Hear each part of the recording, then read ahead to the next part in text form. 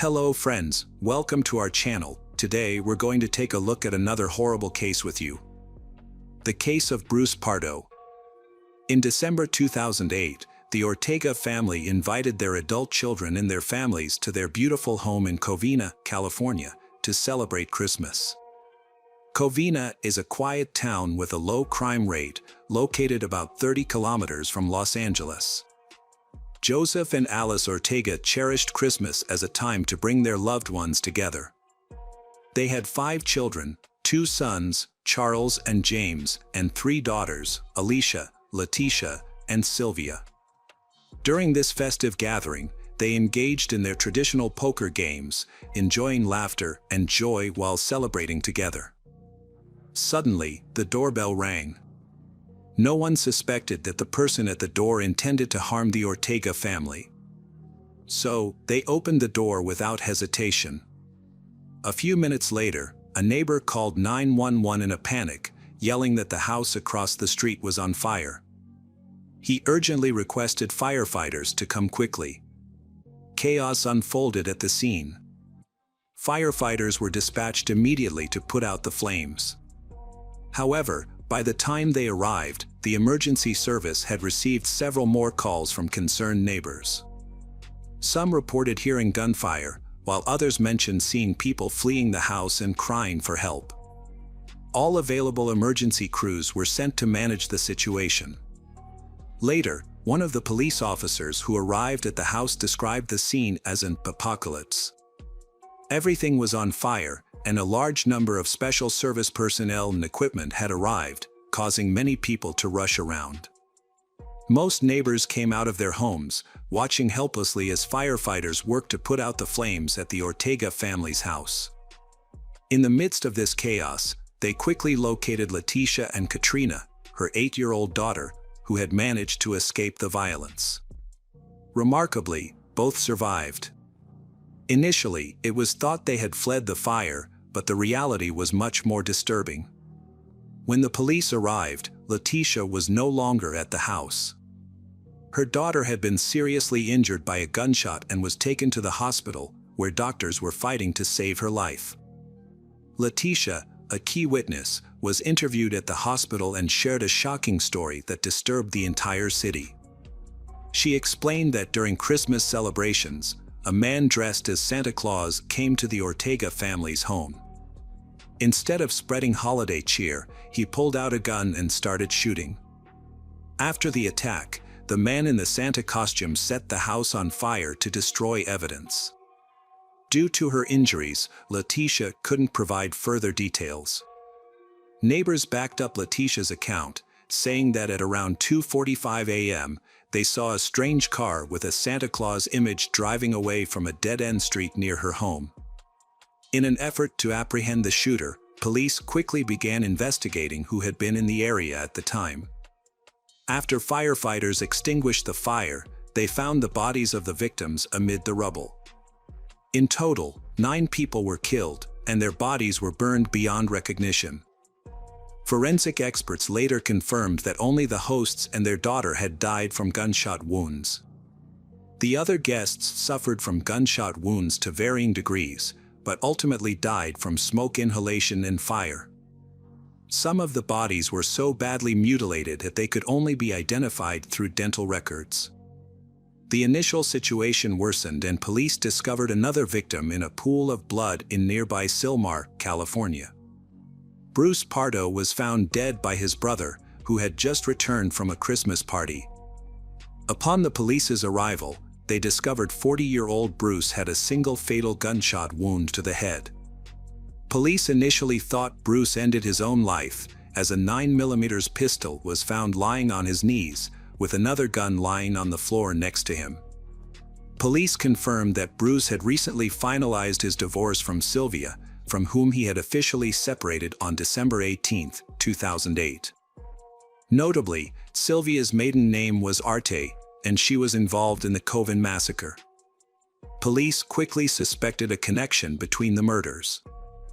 They believed that Bruce's death was staged to look like a voluntary act, implying that the real criminal wanted to conceal his involvement.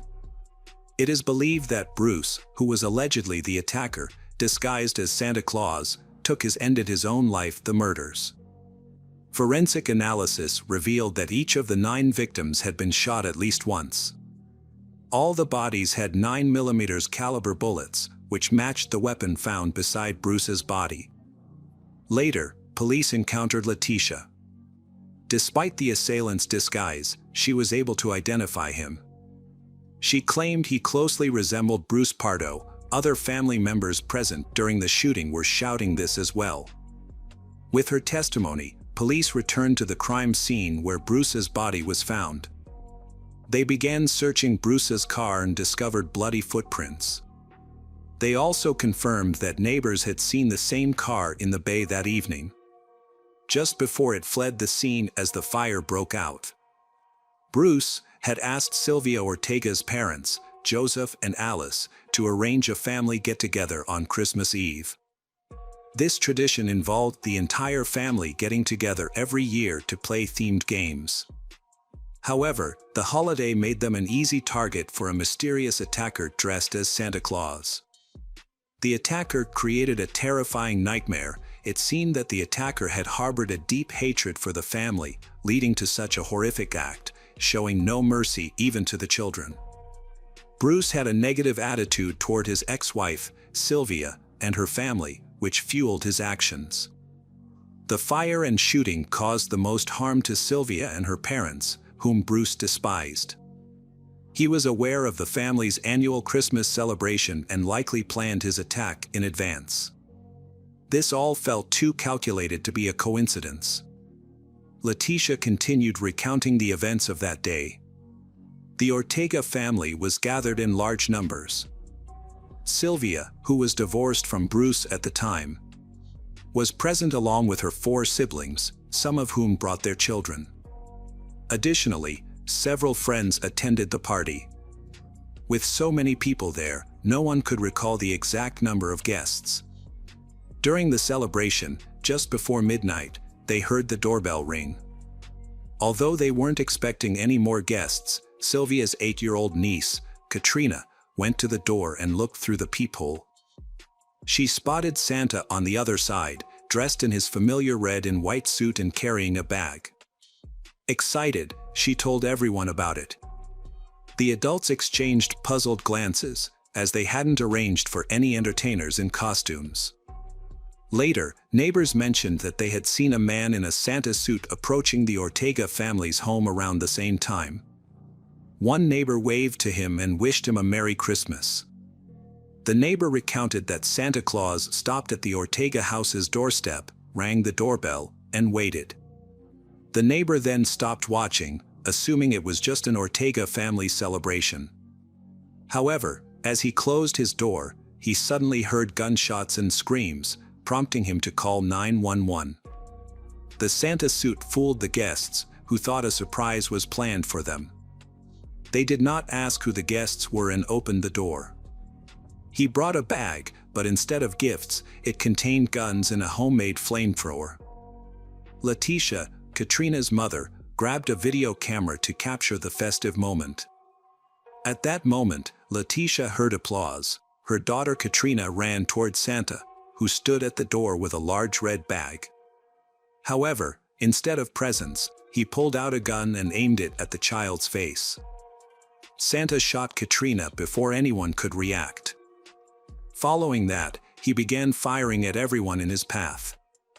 Chaos erupted in the house as he ran out of bullets.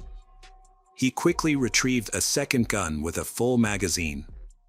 The assailant showed no mercy, even targeting children. In the ensuing panic, parents and 2 sisters sought refuge under the dining table. The attacker clearly saw his victims and shot them at close range, firing multiple shots at each, mostly in the back and head. Santa moved among them, continuing to shoot at the defenseless. He went through the rooms of the house, checking and shooting everyone he saw. One of the bullets hit Sylvia's brother, James. Her other brother, Charles, screamed that he recognized the shooter. He barely had time to say Bruce Pardo's name before several gunshots rang out, and he was silenced forever. After moving through the house and leaving a trail of blood, Santa decided to destroy the evidence of his crime. He pulled a homemade flamethrower from his gift bag and began spraying fuel on the victims and surrounding furniture. Immediately, the entire first floor was engulfed in flames. Letitia said that the Santa suit caught fire and the attacker to flee the scene. This gave Letitia the opportunity to reach her daughter and take her to safety, but she was unable to save anyone else. Her child suffered serious head injuries, prompting a neighbor to quickly call emergency services. A 16-year-old boy and 2 other guests, along with everyone in the living room within sight of the attacker, were injured or killed. The survivors could only watch helplessly as the house burned, especially when a gas cylinder exploded inside. Firefighters arrived shortly after to extinguish the fire, with nearly 80 people on the scene. Despite their efforts, it took them an hour and a half to bring the fire under control. Police were initially skeptical, but a thorough investigation of the crime scene and autopsy confirmed that Bruce had indeed ended his own life, as no one else was in the house when he pulled the trigger. He also suffered severe third-degree burns to his arms and legs. Letitia mentioned that his Santa suit had caught fire during the incident, raising doubts about whether Bruce was actually responsible for the crime. It was clear to everyone that Bruce and Sylvia met through a mutual friend at work. At the time, Sylvia was divorced and had 3 children from her previous marriage. She and Bruce quickly connected and started dating. Their relationship progressed rapidly, and by December 2006, they decided to get married. Following their wedding, they bought a lovely house to accommodate their growing family. Bruce had a stable job as an electrical engineer at a large local company and also volunteered at the local Catholic church. Generally, people viewed him as a positive and helpful person, always willing to assist others in difficult situations, unless the conversation turned to money. Bruce always aimed to become wealthy. He worked hard, which allowed him to buy a boat and several cars over time. With their good income, he and his wife were able to purchase an expensive house with a mortgage, making their first payment together. However, since the house was located in a high-end area, their relationship began to suffer. By 2007, Sylvia started to voice her frustrations more often, feeling overwhelmed by the responsibilities she had to shoulder. She worked and earned a good salary while also raising 3 children, whom Bruce did not help with. Despite this, he took on most of the financial responsibilities for repaying the mortgage. Sylvia felt that Bruce did not contribute enough to their common goals. Despite this, she still took care of his dog. They had a joint savings account, but she believed that she did more to support them financially. Conflict arose over money because Bruce was stingy, which frustrated Sylvia. They had originally agreed that Sylvia would support her 3 children from a previous relationship, so Bruce refused to spend money on them. At first, their family life was relatively stable, but Bruce's greed soon began to annoy Sylvia. She expected their savings to total around $88,000. In 2007, when she checked the account, she discovered that Bruce had transferred all their savings to his personal account, leaving only $9,000. This incident significantly strained their marriage. Later, Sylvia learned that Bruce had been unfaithful throughout their marriage. From the beginning, he insisted he didn't want children and denied being a father until Sylvia found out from his mother that he had a child. Bruce had a normal childhood. His school years were normal and free of negative influences. He was quite intelligent. As a result, he entered California State University, Northridge. After completing his studies, he took a job as an electrical engineer at a large research company. Bruce excelled in his profession, which brought him recognition and rapid advancement in his career. However, this was not enough for him. Bruce became focused on the earnings of his colleagues and developed jealousy whenever someone made more money than he did. To cope with this, he started claiming more working hours than he actually worked. Those who knew him well described this behavior as an obsession with money. This obsession ultimately resulted in his dismissal when the deceit was discovered. Relatives noted that Bruce struggled with relationships with women. Although he was attractive and dated many, these relationships often ended abruptly. Financial problems were a constant issue in his life.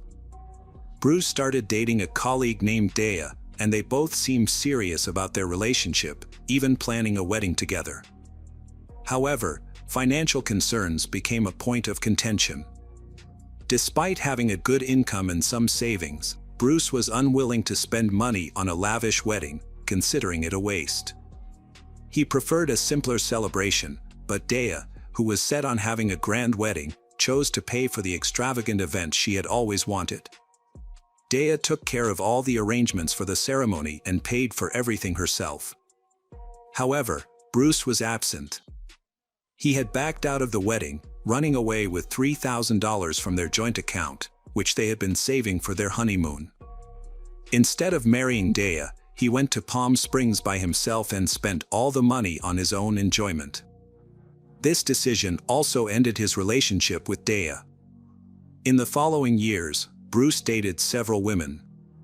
But his greed led to the failure of those relationships as well. Friends noted that he was consistently the cause of the breakups, as none of his relationships lasted long due to his obsession with money. This continued until Bruce turned 30. During this time, he met Elena Luca, and they eventually married and had a son named Matthew in 2001. Tragically, when Matthew was only 1 year old, an accident occurred.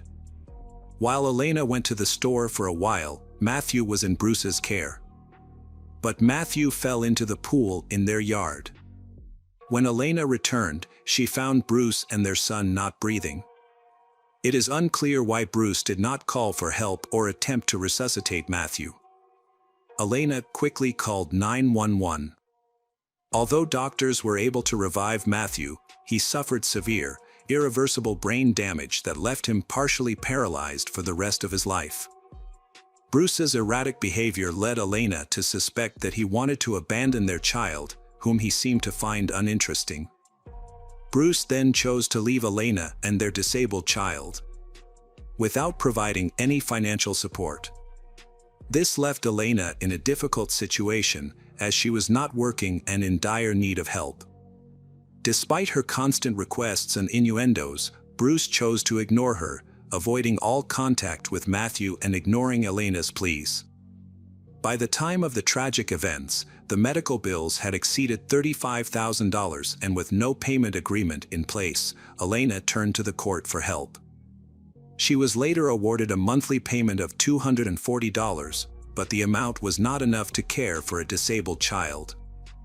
When Sylvia discovered his past actions, she chose to end their marriage.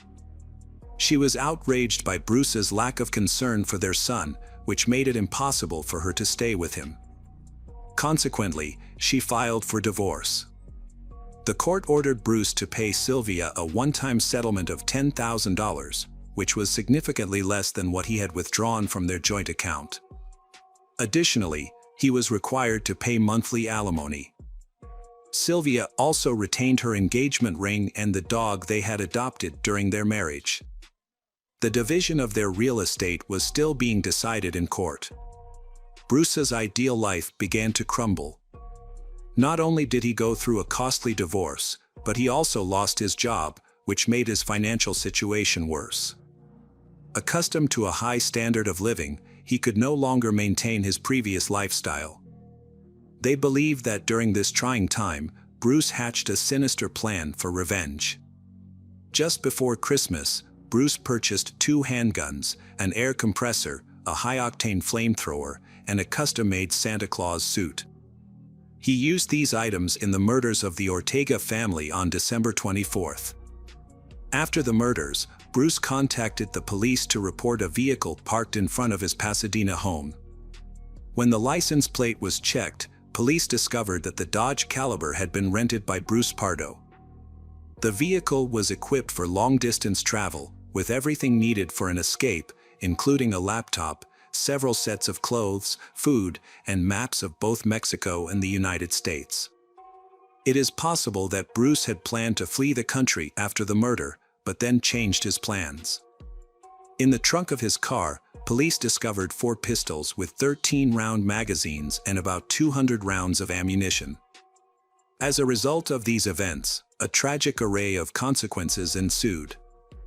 13 children were left without parents. The massacre could have been much worse had the children been present at the Christmas gathering. Following the attack, custody of the surviving children was granted to their uninjured family members. One of the hardest-hit victims was a girl named Katrina, who was shot in the head while greeting Santa Claus at the entrance of the house. Surgeons fought to save her life, and miraculously, they succeeded. However, she endured a long and difficult recovery thereafter. Toxicology tests revealed that Bruce Pardo was under the influence of illegal substances during the attack, which amplified his violent behavior. It also emerged that he had booked a flight for Christmas morning. Given his chaotic mental state, he frequently changed his plans. Just half an hour after the massacre, he purchased a ticket to Canada. His intention may have been to flee. Police later discovered that Bruce had intended to stop in Minnesota, where a close friend lived. In the days before the murders, he had called the friend to express his plans to visit. However, it is still unclear whether Bruce actually intended to make the visit or if it was just a hoax to fool the police. The police also discovered that Bruce may have been plotting to kill his biological mother, as she was the one who informed Sylvia about Bruce's disabled child. In addition, his mother still maintained a close relationship with Sylvia and the entire Ortega family. She was supposed to be at the Christmas party, but she was sick that day so could not attend, so she escaped death.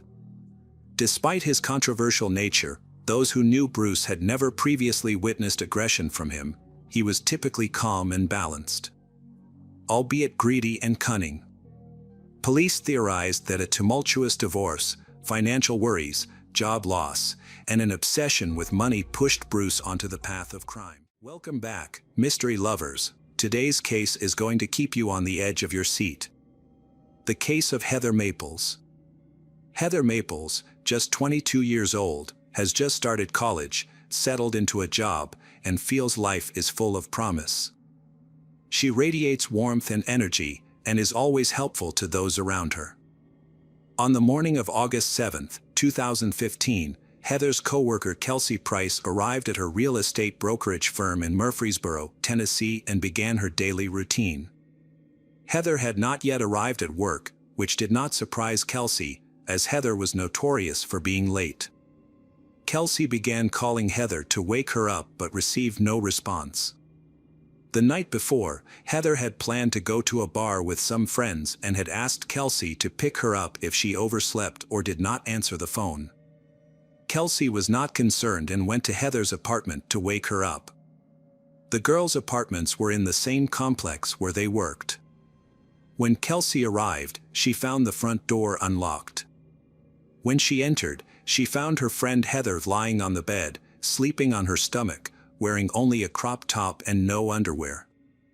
Thinking that Heather had been partying the night before, Kelsey tried to wake her but received no response. She gently tapped Heather's leg to wake her up, but when she touched it, she was shocked to find it was ice cold. Terrified, Kelsey walked out of the apartment and called 911. Emergency services arrived quickly, with police officer Tommy Massey being one of the first to arrive on the scene, followed by a forensic team who thoroughly examined the apartment. They found that Heather was partially undressed and had bruises on her face. The poor girl's hair was bloody, and blood was also splattered on the walls. It was clear that she had been brutally beaten, tortured, and sexually assaulted. Heather Maples was born on August 23, 1992 in Ocala, Florida. Her mother affectionately called Heather her Storm Baby, a nickname that perfectly reflected her energy and courage. In 2004, Heather's mother, Jennifer Hunter, welcomed her second child, a son named Ryan. Heather happily embraced her new role as a big sister, however Ryan was later diagnosed with developmental delays. Heather devoted all of her free time to her brother, teaching him to talk, walk, and feed himself. Heather was in 7th grade at the time and spent the following years until Ryan's graduation with her, showing her endless love and devotion to her younger brother. At 22, Heather Maples decided to leave her hometown in Texas and start a new chapter in Tennessee to pursue her dream of becoming a psychologist. Her journey began when her old classmate Chaz called her and invited her to Murfreesboro, Tennessee, where he was a student. He described it as the perfect small town for Heather, offering her a great opportunity to prepare for college. Heather agreed and moved to Murfreesboro in January 2015. Soon after arriving, her friendship with Chaz blossomed into a romantic relationship, launching her into a new phase of her life. With the help of her best friend Kelsey, Heather got a job at the office of the housing complex where they lived. Heather was trying to balance her work and preparing for college. She had the support of her friends and family, and things seemed to be going well. However, her relationship with Chaz began to deteriorate, eventually leading to their breakup and Chaz moving out.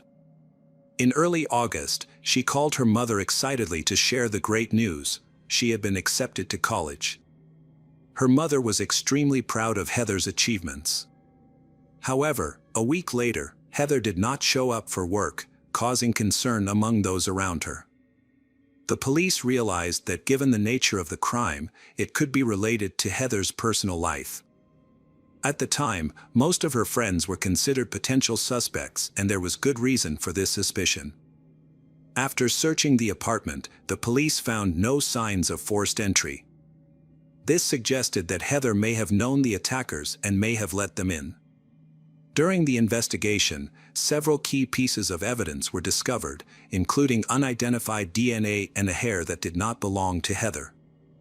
These samples were sent for analysis to help identify the suspect. The most important evidence was a bloody fingerprint that was clearly found on the right side of Heather's bed. Police Tommy noted that if someone had intentionally left the stain, it would not have been so clear and precise. This fingerprint was also sent for analysis. In addition, Heather's cell phone was found in the apartment, but there was no password, so the contents could not be accessed.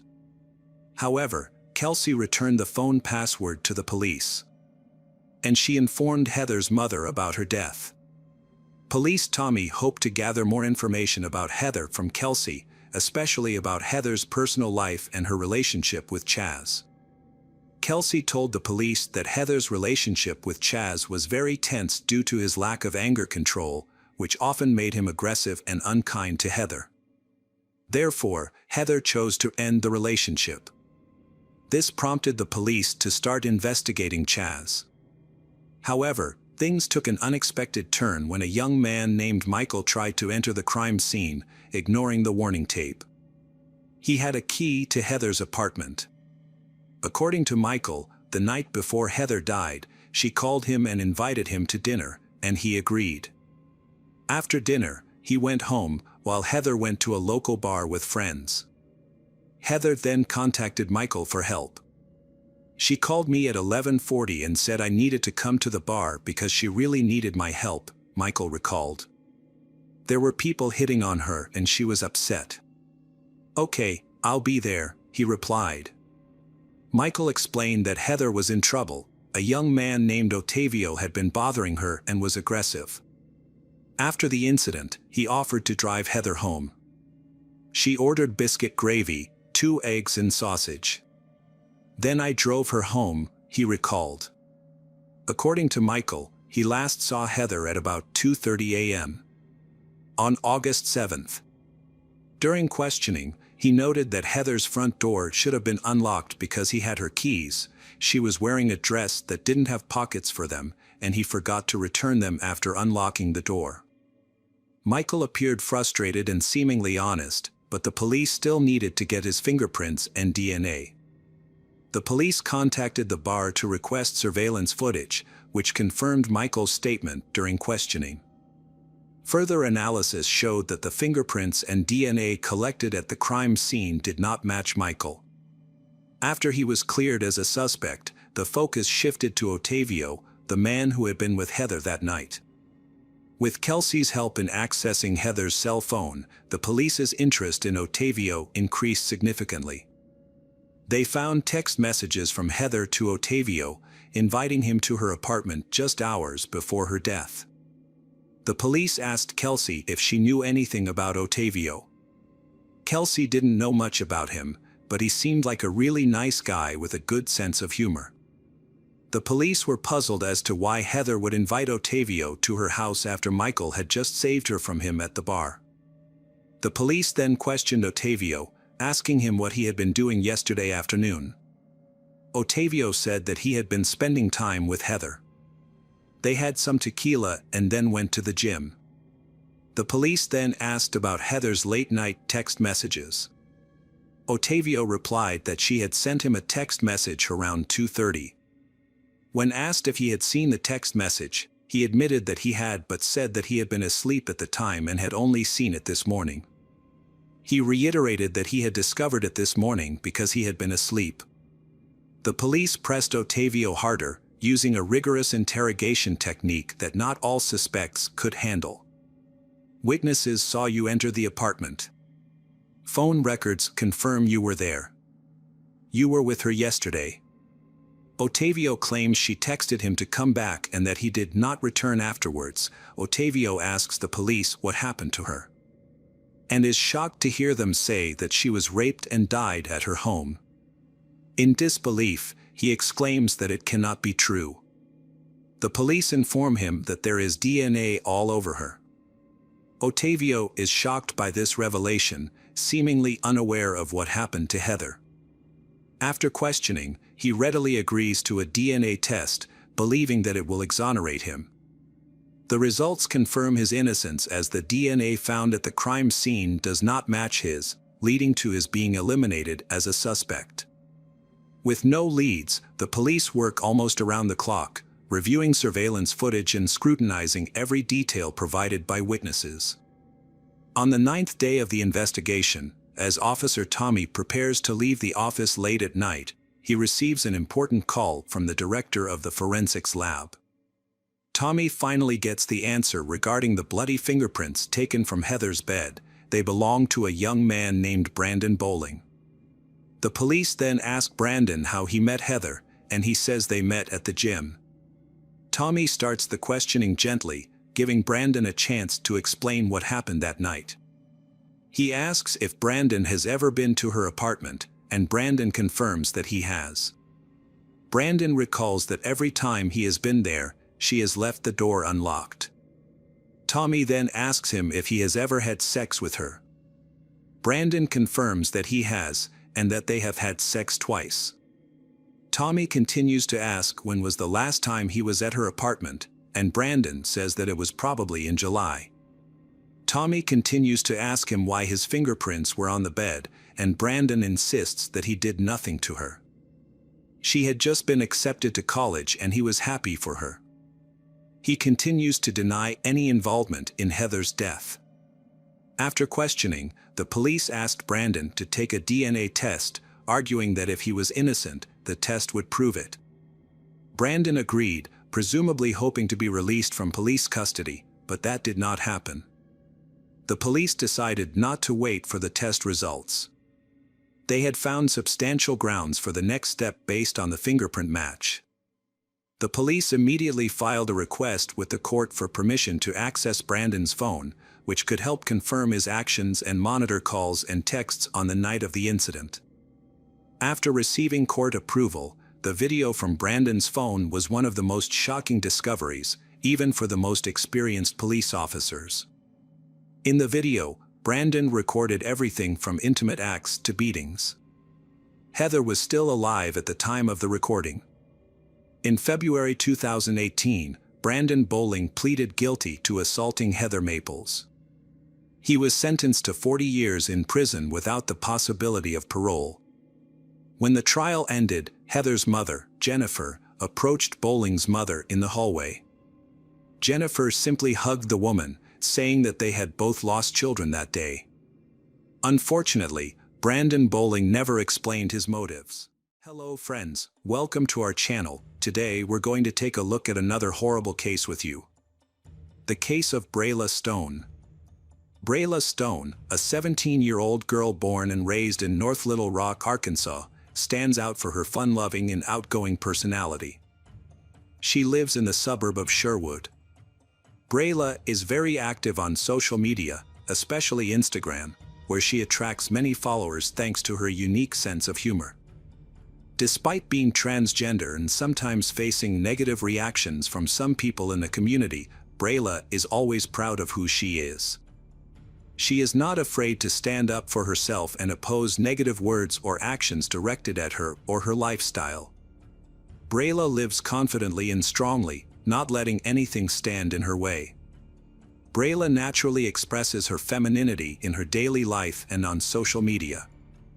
This is shown not only through her style of dress and makeup but also through her behavior and communication with people.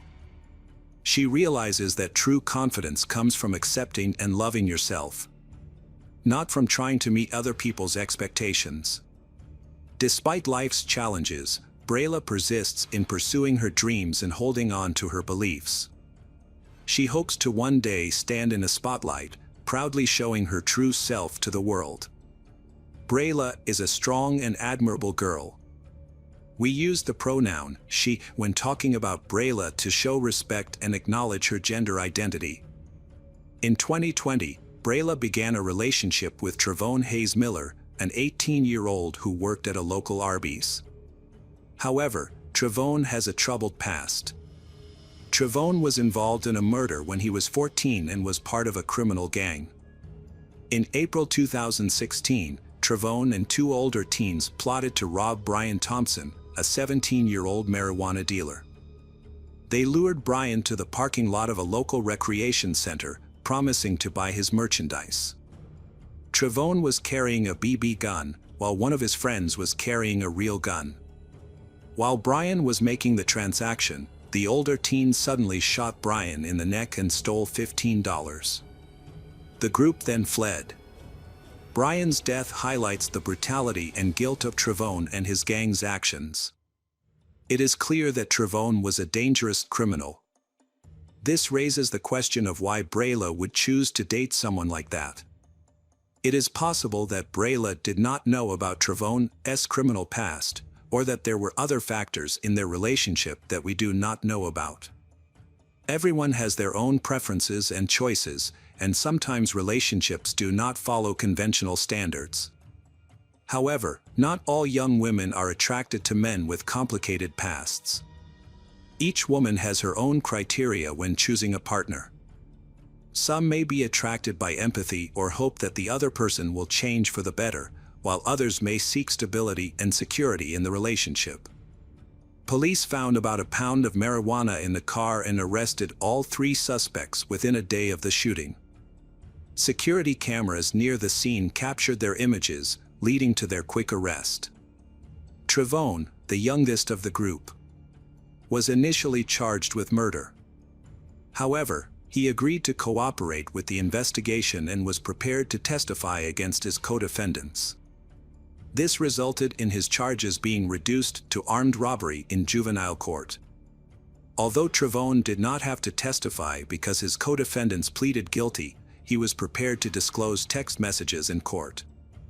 These messages showed that Trevone was the mastermind behind the robbery plan, despite being the youngest of the group. Trevone initially planned to commit the robbery at an abandoned house they had been using as a hideout. As a result, Trevone only served a short time in juvenile detention. Two older accomplices were convicted and remain in custody. In 2019, Trevone was arrested again for robbery and impersonation. He posed as a security guard at a Walmart and attempted to rob two customers in the parking lot. A few months later, he was arrested again on weapons charges. In 2020, Trevone and Brayla had a romantic and sexual relationship for a while. Brayla was a confident transgender person but still faced social stigma. She understood that not everyone accepted her. When she began her relationship with Trevone, Brayla agreed to keep it a secret. Although Trevone knew Brayla was transgender, he still felt uncomfortable making the relationship public. He feared the negative reaction from society and the possible consequences. Instead of public his relationship with Brayla, Trevone kept the relationship a secret. Their conflict escalated when Brayla discovered that Trevone was having an affair with another woman. Feeling betrayed, Brayla threatened to expose their relationship. Trevone responded by inviting Brayla to his home and offering to pay her to keep quiet.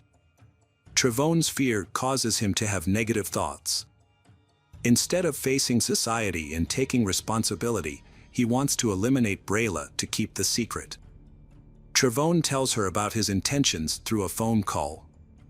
However, she does not take the threat seriously, believing that Trevone only says it when he is agitated. She tries to calm him down and hopes that things will work out on their own. After the phone call, Brayla went to Trevone's home. A friend confirmed this while talking to Brayla on the phone as she was waiting for Trevone to open the door. About 5 hours after meeting Trevone, Brayla texted the friend, saying she was unhappy and they had been arguing for hours. Sadly, this was one of the last times anyone heard from Brayla.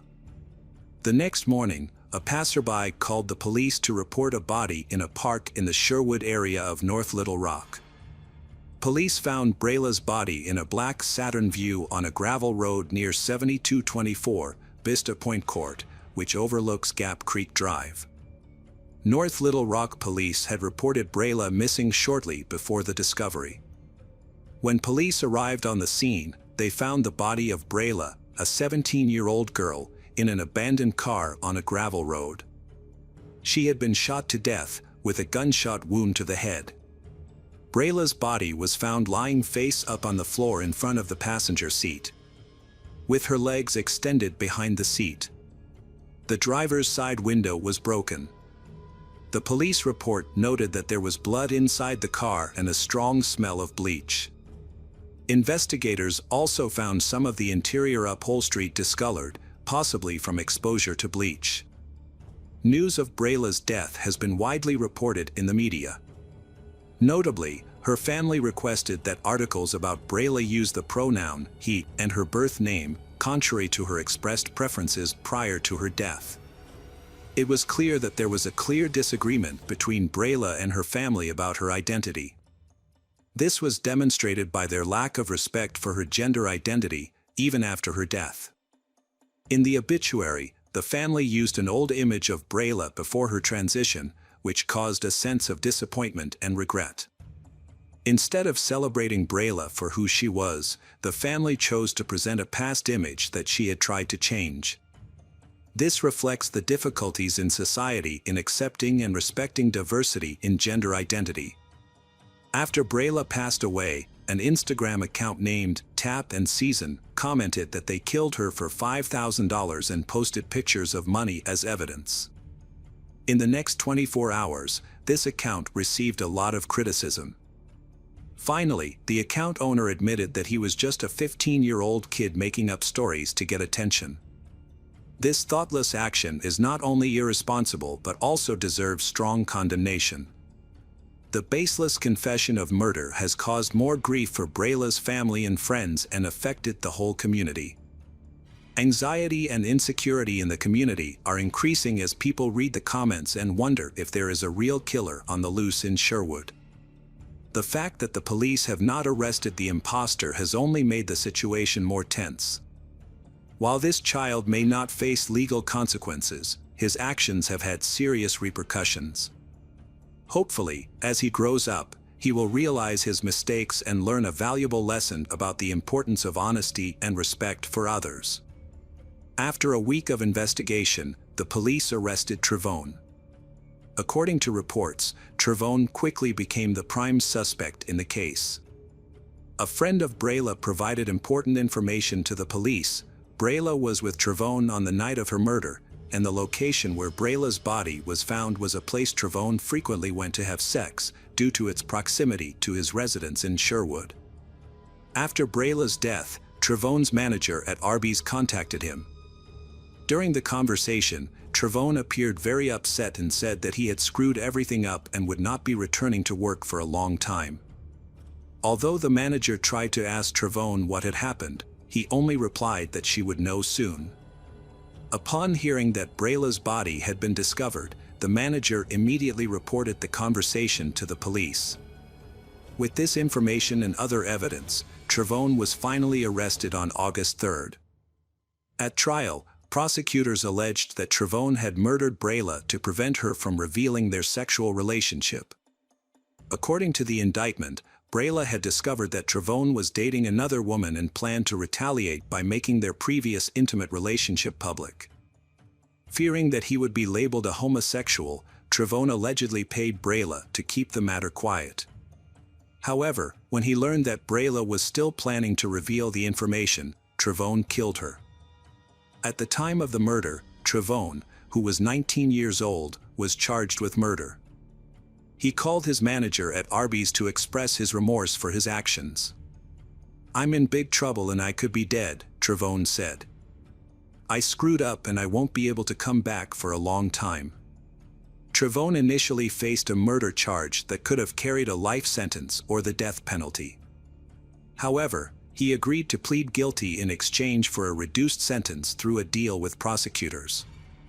The investigation found similarities between Brayla's murder and that of 17-year-old Brian Allen Thompson. Brian was murdered in April 2016 in the parking lot of the Bill Harmon Recreation Center in Sherwood. A center employee discovered Brian dead behind the wheel, having been shot in the neck. Trevone is one of 3 teens charged with his murder. Sherwood Detective Craig Grisham noted that in both cases, the killer fired from the passenger seat, making it difficult for the victim in the driver's seat to escape. Craig also mentioned in his arrest affidavit that both murders occurred at locations Trevone was familiar with, close to his home and convenient for him to escape undetected. While Trevone did not kill Brian, he witnessed the crime from the back seat of the victim's car, according to his testimony to investigators. A Pulaski County court has convicted Trevone Hayes Miller, 20, of the murder of Brayla Stone. Brayla, 17, was shot and killed in the Sherwood neighborhood of North Little Rock on June 25, just days before her 18th birthday. Trevone was sentenced to a total of 50 years in prison, 40 years for first-degree murder and 10 years for unlawful use of a weapon. He has been in custody since his arrest. About a week after the murder, Trevone must serve at least 35 years before he can apply for parole, which means he will be 53 when he becomes eligible for early release. The plea agreement, negotiated by attorney Burke Moore and Deputy U.S. Attorney John Johnson, reduced Trevone's charge to 1 count of murder. Brayla was one of 44 transgender people in the United States murdered in 2020, the highest number ever recorded, though the actual number is likely higher, as 34 additional deaths have been reported since. Many other victims may not have been recorded due to misidentification of name or gender, or because their deaths were not fully reported. Ashley Marie Preston, a journalist and transgender activist, has spoken out about Brayla's murder and called for action. She also objected to the media using Brayla's birth name instead of her real name, despite Brayla's family requesting to use her pre-transition name and pronouns. Local groups was hold a candlelight vigil tonight at Bull Park in Little Rock to protest the incident. A Change.org petition has received more than 100,000 signatures to date. The Center for the Revolution in the Arts, a youth organization in Little Rock, describes Brayla as someone who always made space for others to be themselves. They invite mourners to wear red and purple, Brayla's favorite colors. On Facebook, the organization emphasizes the importance of honoring Brayla's memory and seeking justice for her. Brayla was not just an individual, but a shining example of dignity and courage. She faced many hardships and pressures that others can hardly understand. However, Brayla always maintained her faith and desire to live a free and happy life. Hi everyone, thanks for returning. Let's unravel another perplexing mystery. The case of Susan Reinert. Susan Reinert, affectionately known as Sue, was born in 1943 in the town of Ridgeway in northwestern Pennsylvania. Her father, William Gallagher, worked as a newspaper sales manager, while her mother, Jane Gallagher, was a dedicated teacher. From an early age, Susan showed a passion for learning and a strong love of literature, suggesting that she might follow in her mother's footsteps into the field of education. While studying at Grove City College, Susan met a young Air Force recruit named Kenneth Reinhardt. Although their meeting was simple, it had a profound impact on her life. Susan and Kenneth's relationship deepened as they both pursued higher education. After much effort and determination, Susan graduated from college with a bachelor's degree. She continued her education, earning a master's degree in English from Pennsylvania State University. In 1965, Susan and Kenneth began their new lives after graduating from Grove City College. Because Kenneth was in the military, they had to move around a lot. They started by moving to Sacramento, California, then returned to the Northeast and lived in Rome, New York. The family even lived in Puerto Rico for a while before settling permanently in the Philadelphia area in 1971. In 1974, Susan Reinhardt, a devoted teacher and loving mother, experienced a turning point when she and Kenneth decided to divorce. The divorce was amicable, without legal disputes. Susan then became an active single mother, focusing on building a home for her two children, Karen and Michael. With her warm and friendly personality, she was well liked by her colleagues and students at Chestnut Walled Elementary School. In addition to her teaching career, Susan was actively involved with Parents Without Partners, especially in the Valley Forge program. After her mother passed away, Susan found strength and support from this organization despite her grief. Despite many challenges, she persevered through her involvement with Parents Without Partners.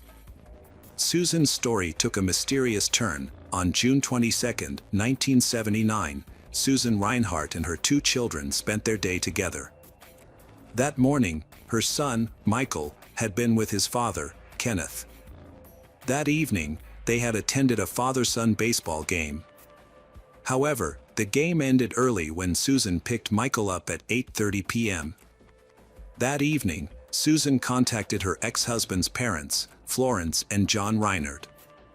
Despite their divorce, she had maintained a good relationship with them. Susan checked the gas tank and found it was nearly full, enough for the trip to Allentown, Pennsylvania, a town about an hour's drive north. The purpose of the trip was to attend a single-parent conference and spend the weekend with her children. Susan had signed up to run a workshop there and keep the children involved in activities throughout the weekend. They planned to leave on Saturday morning and return home late Sunday. At around 9 p.m. on Friday night, Karen and Michael were playing outside, picking up hailstones left over from a summer storm. About 30 minutes later, neighbors heard Susan's orange-red Plymouth Horizon start. Minutes later, the car disappeared. Susan had left the house with her two children, possibly to visit her boyfriend before going to the conference. She was in a long-term relationship with William Bradfield, a fellow teacher. Although they tried to keep it a secret, the relationship was causing tension in Susan's marriage to Kenneth. There were even rumors that Susan and William might get married. On June 22, 1979, Susan and her children set off after visiting her boyfriend. They planned to travel to Allentown, about 49 miles north, to spend the night at a motel. However, they never arrived. Susan and her children disappeared without a trace, leaving those who knew and loved them distraught. On June 25, 1979, Susan's Plymouth hatchback was discovered in the parking lot of the Host Inn in Harrisburg, 87 miles from Allentown and 97 miles from her home.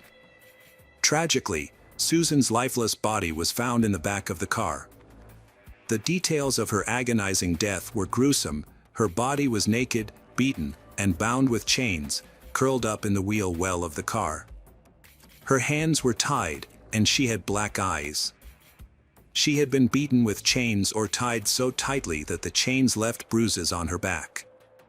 More frighteningly, she had been injected with a fatal dose of morphine. The whereabouts of her 2 children, however, were unknown. They had seemingly disappeared without a trace. Police searched for hours. But no one had seen them, nor had any of Susan's friends or relatives seen them that weekend. So, the police began investigating further. They posted pictures of the Reinert family in newspapers for weeks, looking for any clues about the children. The investigation discovered that Susan had named William Bradfield, the man she thought she was going to marry, as the beneficiary of $730,000 in life insurance policies. This raised suspicions that her children might have been murdered so he could receive the money. However, William Bradfield had a solid alibi, as he was in Cape May, New Jersey, the weekend Susan was murdered and her children went missing. Several teachers were present and confirmed his whereabouts. The police then turned their attention to Upper Merion High School, where Susan worked, as the school was experiencing problems. Principal Jay Smith was embroiled in a scandal. He had served as principal until he was fired the previous year after being arrested at a local shopping center. In his Ford Granada, police discovered loaded handguns, a balaclava, and burglary tools. More disturbingly, a syringe containing morphine was found in the trunk. Jay had been struggling before that. His wife, Stephanie Smith, was diagnosed with malignant cancer and died in August 1979, after several hospitalizations. During this time, Stephanie Smith began keeping a diary, documenting her husband's strange behavior, which became increasingly worse. Jay became involved in intimate groups and changed sexual partners, which Stephanie Smith did not approve of, and this seemed to lead to even more disturbing behavior. In September 1977, Stephanie Huntsberger, the adult daughter of the couple, moved in with her parents along with her husband, Edward Huntsberger. They settled into the Smiths' home in King of Prussia, Pennsylvania, that fall. Stephanie Smith was battling cancer, which caused turmoil in the family and seemed to increase tensions among them. Edward and Stephanie Huntsberger, Jay's daughter and son-in-law, were struggling with heroin addiction and had difficulty finding and keeping jobs before deciding to move back in with their families. Moving in with their parents was a desperate attempt to escape drugs. In early 1978, Jay Smith's daughter and son-in-law, Stephanie Huntsberger and Edward, mysteriously disappeared. They had moved in with Jay Smith and his wife just a few months earlier. They was last seen in February 1978, when they visited Edward's parents in North Wales, Pennsylvania. When they left, they promised to return soon, but then they disappeared. Their disappearance was first noticed when Edward failed to show up for a meeting with his probation officer later that month. Authorities contacted Jay Smith, the last person known to have had contact with the couple.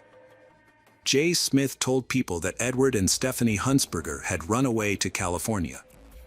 He said they owed money to some drug dealers in the area and had fled to the West Coast. However, he was unable to provide any further information about the incident.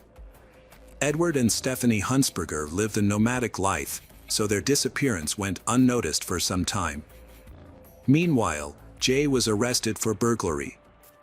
When police searched Jay's home, they found several suspicious items, including weapons, drugs, security uniforms, badges, and pornography. They also discovered nitric acid and office supplies stolen from a nearby school. Jay was suspected of being involved in recent armed robberies. During the burglary trial, Jay's friend William testified that they were on vacation when the robberies occurred. However, the jury did not believe this testimony. Jay had a bad reputation in Upper Merion and was known as the Prince of Darkness. Jay Smith was eventually sentenced to 2 to 5 years in prison on June 25, 1979, for a series of store robberies that took place in the late 1970s. During the investigation, Jay was arrested for burglary. Although Jay was in custody, the police still considered him a prime suspect in Susan's murder and continued to investigate his past. They made a remarkable discovery. Jay's daughter and son-in-law had also disappeared under similar circumstances as Susan and her 2 children. This led the police to suspect that there might be a connection between the 2 disappearances, Susan's death and the disappearance of her children. First, Susan had been killed by a morphine overdose, and a large amount of morphine had been discovered in Jay's home several months earlier. Second, a plastic comb with Jay's identification had been found in Susan's car. The disappearance of his daughter and son-in-law closely resembled the disappearance of Susan's children. The events that unfolded in this case were shocking and left a lasting impact on the public. However, the most shocking truth was yet to be revealed. In late July 1979, about a month after Susan's body was found near Harrisburg, investigators discovered a potential motive for the horrific murder that was financial gain.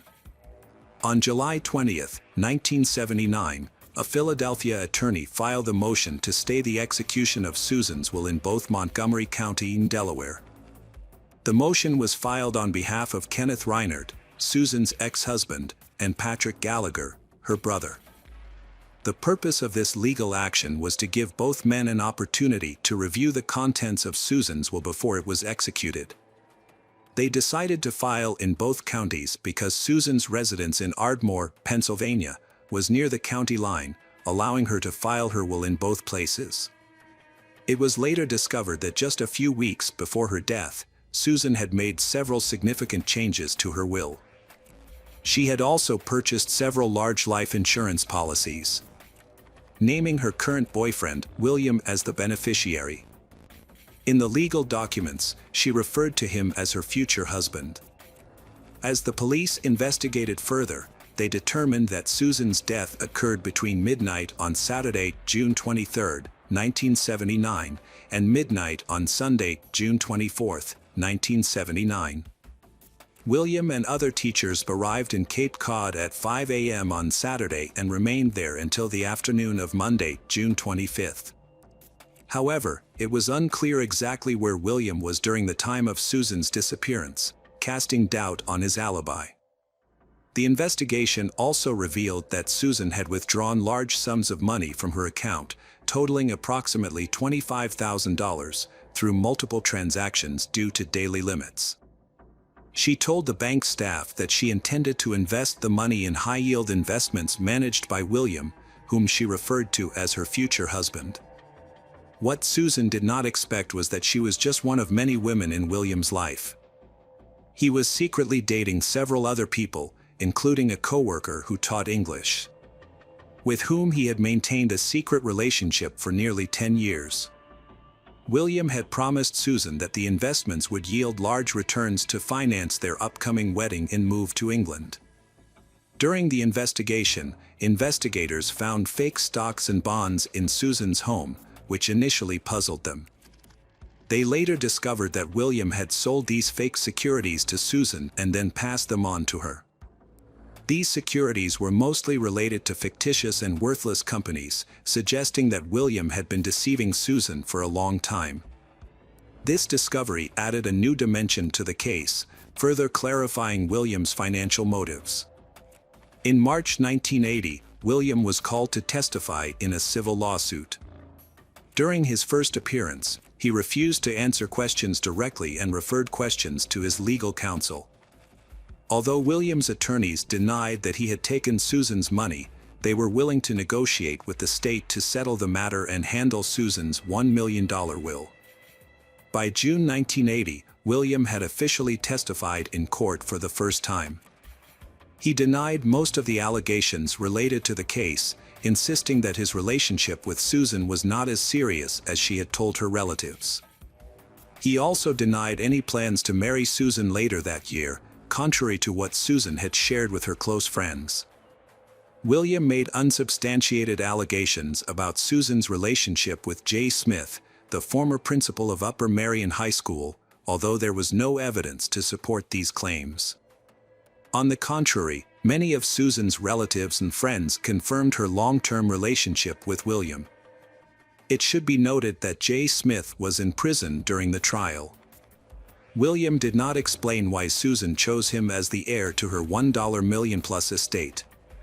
Instead, he described Susan as unreliable and troubled. William also blamed Susan for her problems and claimed that he was only helping to solve her problems, especially in the civil lawsuit over the missing $25,000. In June 1980, Susan's brother and ex-husband filed a separate lawsuit. They wanted to recover the entire $450,000 insurance policy that Susan had received a few weeks before her death. The intention was to put the money in a trust fund to conduct their own investigation. The case was complicated and full of unexpected events. On February 20, 1981, William was arrested by the police on 3 charges, 2 counts of theft and 1 count of conspiracy. He was accused of keeping $25,000 that Susan had given him to invest.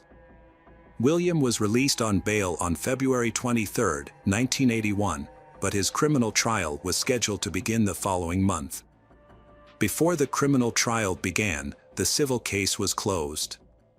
It was decided that $36,000 from Susan's estate would be used to further investigate the children's clothing and settle a dispute over the remainder of her will. This prevented William from receiving any money on August 3, 1981. William's criminal trial lasted 5 days and ended with a guilty verdict on the theft charge. Delaware County District Attorney Edward Weiss then asked that William's bail be increased from $25,000 to $75,000. The reason was that they believed this sentence increased the risk of William fleeing, especially since there was a possibility that he would be charged with murder. Judge Robert A. Wright granted this request.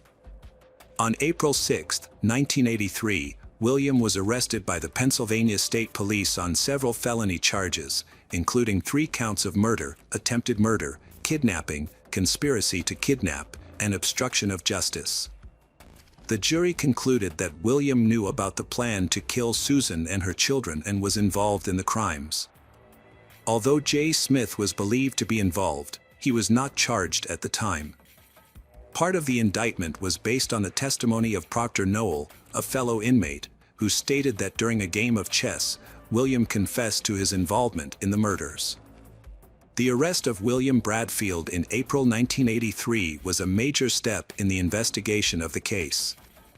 Although there was no physical evidence linking William to Susan Reinert's death or the disappearance of her children, prosecutors were confident in the case.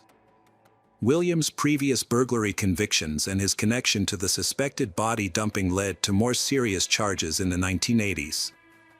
Jay Smith, who was serving time for other crimes, was forced to testify before a grand jury despite invoking his Fifth Amendment right to remain silent. William Bradfield was also called to testify in 1984, but details of his testimony have not been released. The hearing was reportedly related to the disappearances of Stephanie Hunsberger and Edward Hunsberger, Jay's daughter and son-in-law. In April 1985, Jay was asked to provide handwriting samples to compare with old documents that might be related to the plan to kill Susan Reinert. This investigation led to Jay's arrest on June 25, 1985, exactly 6 years after Susan Reinert's body was found. Jay was charged with 3 counts of first-degree murder and held in custody while awaiting trial. In 1984, Joseph Wambaugh, a well-known crime author, published a book about the case. The book supported the theory that Jay was the killer. A television movie based on the book was later produced, bringing the case to national attention. Jay maintained his innocence throughout his imprisonment. He appealed and accused William Bradfield of framing him. In 1989, the court reviewed the case and found problems with the indictment, leading to a new trial in 1990. Jay waived his right to a speedy trial to allow for a more thorough investigation. In 1992, the Pennsylvania Supreme Court ruled in Jay's favor, overturning the murder conviction and finding the prosecution guilty. For the next 2 decades, the state did not retry the case, allowing Jay to live out his life in freedom. William Bradfield continued to evade liability and refused to pay the $25,000 owed to Susan Reinert's estate. The case dragged on until 1996. Jay sued the state and Joseph Wambaugh for defamation and conspiracy, but both lawsuits were dismissed. On January 16, 1998, William Bradfield, after more than 10 years in prison, was found unconscious in his cell and died of cardiac arrest. Susan's ex-husband, Kenneth Reinert, died in June 2002 without knowing the fate of his two missing children. Jay Smith, who was exonerated in 1992, wrote a book about his case and remarried in 2002. He died on May 12, 2009. However, the 1978 disappearance of his daughter and son-in-law, Stephanie Hunsberger and Edward Hunsberger, remains unsolved to this day. Hello again, true crime fans. We've got another mysterious case to explore. The case of Alison Baden-Clay. Alison Baden-Clay was born on July 1, 1968 in a suburb of Brisbane. She grew up in a wealthy family and developed a love for ballet from an early age. After completing her schooling, she pursued further studies and proved herself to be an excellent student, fluent in 6 languages. In 1993, at the age of 25, Alison entered a local beauty pageant, where she impressed the audience with her ballet skills. She then began her professional career in the Human Resources Department at the Brisbane Flight Centre. Here, her career progressed rapidly after her talent was recognized by her boss. It was while working at the center that she met her future husband, Gerard. Gerard Baden-Clay was born on September 9, 1970 in Bournemouth, United Kingdom. Gerard comes from a distinguished lineage, with his great-grandfather, Robert Baden-Powell, a prominent British military leader and founder of the Scouting movement. Gerard moved to Zambia with his family when he was 1 year old, as it was the homeland of his father, Nigel Clay. They remained in Zambia for 8 years before migrating to Australia. Gerard then completed his studies in Australia, graduating with a degree in accounting. He eventually joined the Brisbane Flight Centre, where he met Alison. Gerard met Alison at the Brisbane Flight Centre, marking the beginning of their romance. They married on August 23, 1997 and then went on a trip around the world, visiting several countries including South America and Switzerland, with a temporary stay in London. When they returned to Australia, Alison returned to work at the Flight Centre, eventually being promoted to a management position. In 2002, Alison became pregnant and gave birth to her first child, a daughter named Hannah. After Hannah was born, Alison decided to focus solely on raising her children and taking care of her family. Gerard made several career changes during this time and opened a luxury real estate company in Brisbane in 2004. With the help of his parents, he invested a lot of time and effort into the business. The Gerard family had a second daughter, Sarah, born in 2004, followed by their youngest child, Ella, born in 2006. The family lived in a rented house in Brookfield, a suburb of Brisbane. Meanwhile, Alison spent most of her time looking after the girls at home. Over time, Alison began to notice that Gerard was increasingly distant from her. This eventually led to a shocking confession that he no longer loved her. Gerard's behavior towards Alison changed dramatically. He constantly criticized her, complaining about the meals she cooked and the cleanliness of the house. He called her lazy and said she was no longer attractive to him. Alison chose to remain silent in the face of these hurtful comments. In her diary, she poured out her heart, expressing her enduring love for Gerard, their frequent arguments, her feelings of guilt and her determination to change to win his love back. Alison hid her family troubles behind a cheerful exterior, making her appear to be a warm, caring person, a devoted mother and a loving wife. However, her family life took a difficult turn in 2011. Gerard's business suffered after the Queensland floods, resulting in a significant debt of around $1 million Australian dollars. That same year, in October, Allison discovered that Gerard was secretly having an affair with Tony McHugh, a coworker. Gerard and Tony met in 2008 when Tony was a client, and Gerard hired her. At the time, Tony was having marital problems after 17 years of marriage, which eventually led to Tony's divorce. Tony knew Gerard was married, but Gerard said that the relationship with Allison was loveless and that he was only staying for their daughter. Gerard promised Tony a future together, and that he would marry her. In October 2011, Allison discovered that Gerard was having an affair with Tony. Gerard immediately ended the relationship and severed ties with Tony by firing her from his real estate company, and reconciled with Allison. Tony still harbored hopes for a future with Gerard. 4 months later, in April 2012, Tony and Gerard were talking on the phone while Tony was driving home. They discussed an upcoming real estate conference, and Gerard casually mentioned that Tony would be meeting Allison there the next day. This revelation upset Tony, causing her to question the promises he had made to her, and to call him dishonest. Gerard apologized to Tony, reaffirmed his love for her, and reiterated his commitment to ending his marriage to Allison within 3 months. The following morning, April 20th, at 7:14 a.m., Gerard contacted the police in a distressed state, reporting that Allison had gone missing after going for a walk around 10 p.m. the night before. When police arrived at Gerard's home, they noticed deep, curved scratches on his face, which he claimed he had sustained while shaving. Further examination revealed small red marks on his chest, which Gerard explained were from a moth bite he had encountered while changing an outdoor light.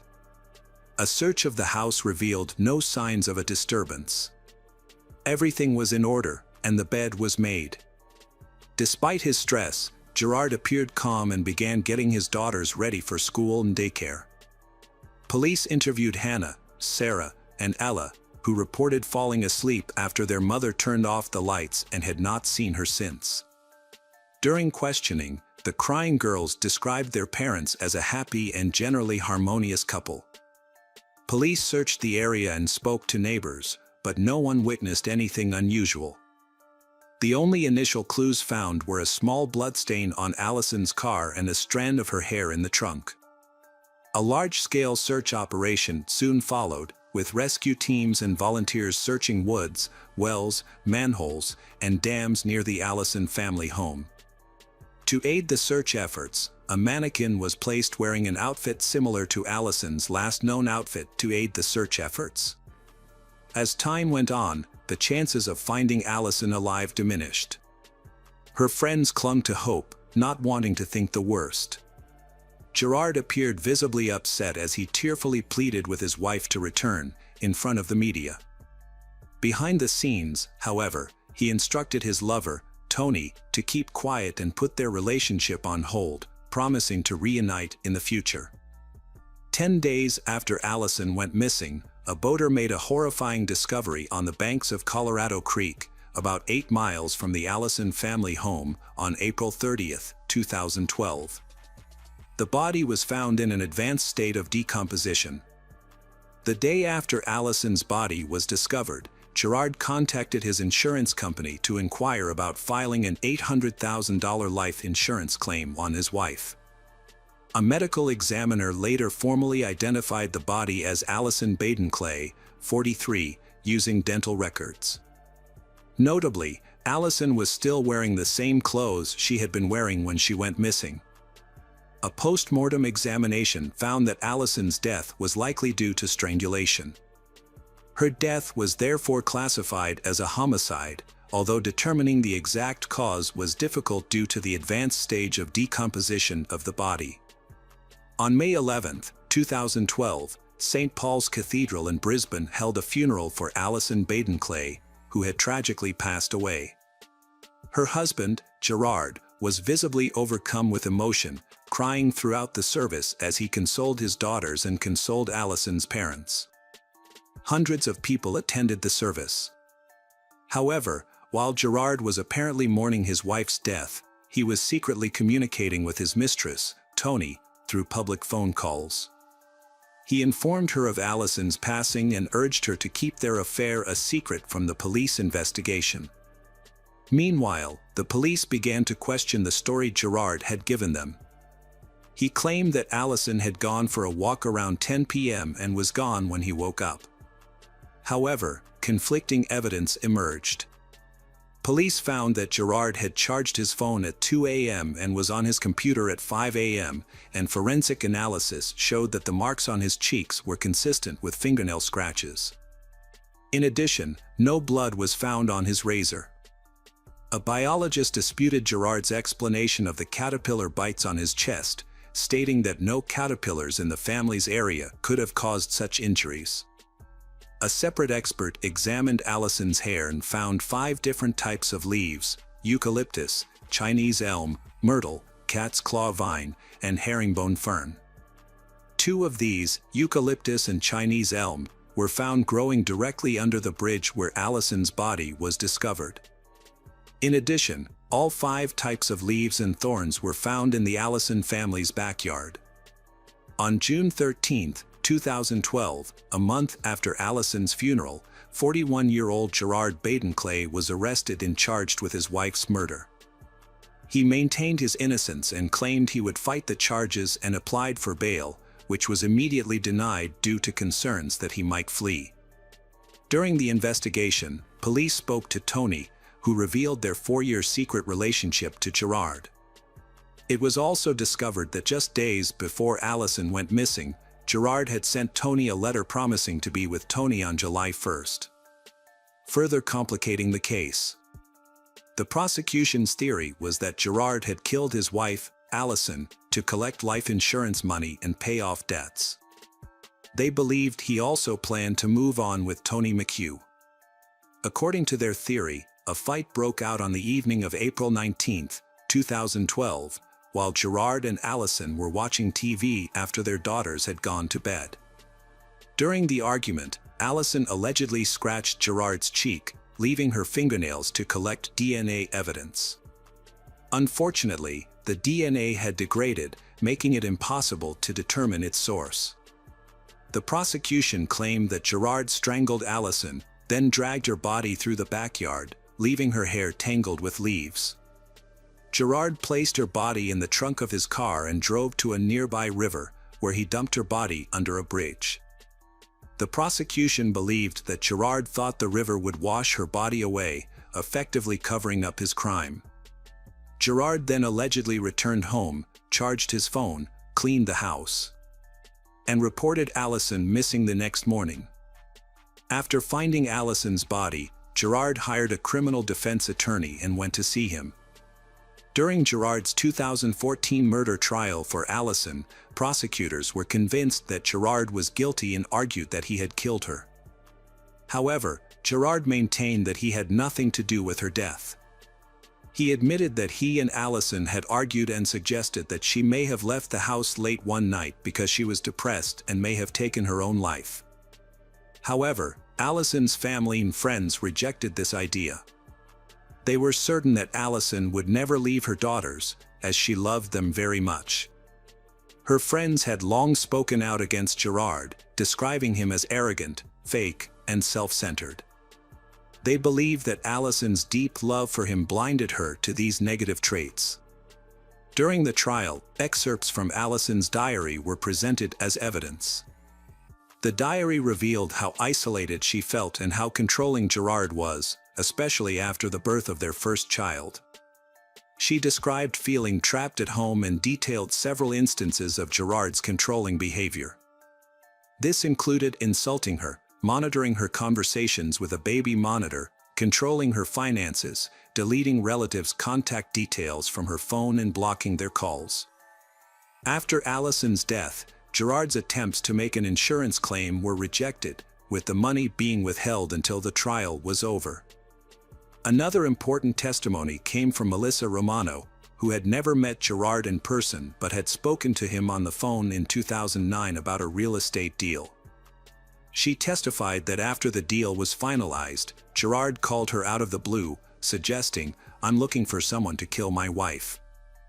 Melissa, stunned, questioned his motives, but Gerard abruptly redirected the conversation and ended the call. This testimony played a key role in the case against Gerard, which on July 15, 2014, Gerard Badenclay was sentenced to life in prison with the possibility of parole after serving 15 years. In 2015, Gerard appealed his conviction, and the court reclassified the crime to involuntary manslaughter, shortening his prison term. However, the decision sparked widespread outrage, with around 4,000 people demonstrating in support of Allison's family. In response to public sentiment, in 2016, Australia's High Court overturned the Court of Appeal's decision, reinstating the original murder conviction. As a result, Gerard will not be eligible for parole until at least 2027. During his incarceration, Gerard initially behaved like a model prisoner. However, over time, he adapted to prison life and became less restrained in his behavior, leading to an incident where he clashed with a prison guard, which resulted in a stern reprimand. Following Gerard Badenclay's trial, his former lover, Tony McHugh, moved to Bali, where she spent her time teaching and doing charity work. 4 years later, she moved to the United Arab Emirates to continue her education career. Tony now lives a private life, keeping her personal information private. She occasionally connects with friends on social media using a private account, as she fears that Gerard may try to find her after his release. In a recent public statement, Tony expressed remorse for her actions and clarified that she never intended to cause Allison any harm. Allison's daughters Hannah, Sarah and Ella Badenclay are living with her parents. Allison's assets, including her insurance money, have been passed on to her children. After completing her university studies in 2022, Hannah has followed in her mother's footsteps by pursuing a career in dance. In memory of her sister Allison, Vanessa set up a charity to combat domestic violence and support those affected, while raising awareness of the issue. Welcome back, detectives. Let's dive into another horrible case. The case of Justine Valdez. On May 19, 2018, Justine Valdez, 24, after completing the residency permit application process, she went to the gym to work out, finishing at around 4:20 p.m. With plans to go home, her mother, Terrace, texted her to pick up some bread on the way. Justine agreed, stopping at the store before catching the 185 bus to Bray, which departed at 6:09 p.m. The bus dropped Justine off at a familiar stop near her rural home called Aina Car Village. It usually took her 15 to 20 minutes to walk home. Although it was not a difficult journey for someone as young and active as Justine, her family became worried when she did not arrive home on time. Justine often told her family where she was and when she would be home, so her mother, Terrace, grew increasingly worried as time passed without any news from her. When Terrace tried calling and texting Justine, she did not respond. This prompted Terrace to go out and look for her. While searching, she asked strangers if they had seen Justine, describing her features and the sporty outfit that made her stand out from the crowd. Although some people saw Justine getting off the bus, no one knew where she went after that. Terrace's search for her daughter ended in frustration and growing fear. She had no idea what had happened to Justine on her way home, and with each passing moment, her anxiety grew. Terrace searched the streets, looking for Justine, but still found nothing. Justine's disappearance left her mother devastated, unable to find any trace of her daughter. Terrace, desperate, contacted the police to report the situation. The police quickly took her statement and began searching for Justine. As the police searched the area, they investigated Justine's life and social connections. It was learned that she lived with her parents, Terrace and Daniel Valdez, in the quiet rural area of Nisar, Ireland. Originally from the Philippines, Justine's parents moved to Ireland in search of a better life in 2015. Despite their difficult start, her parents worked hard to support Justine's education and life.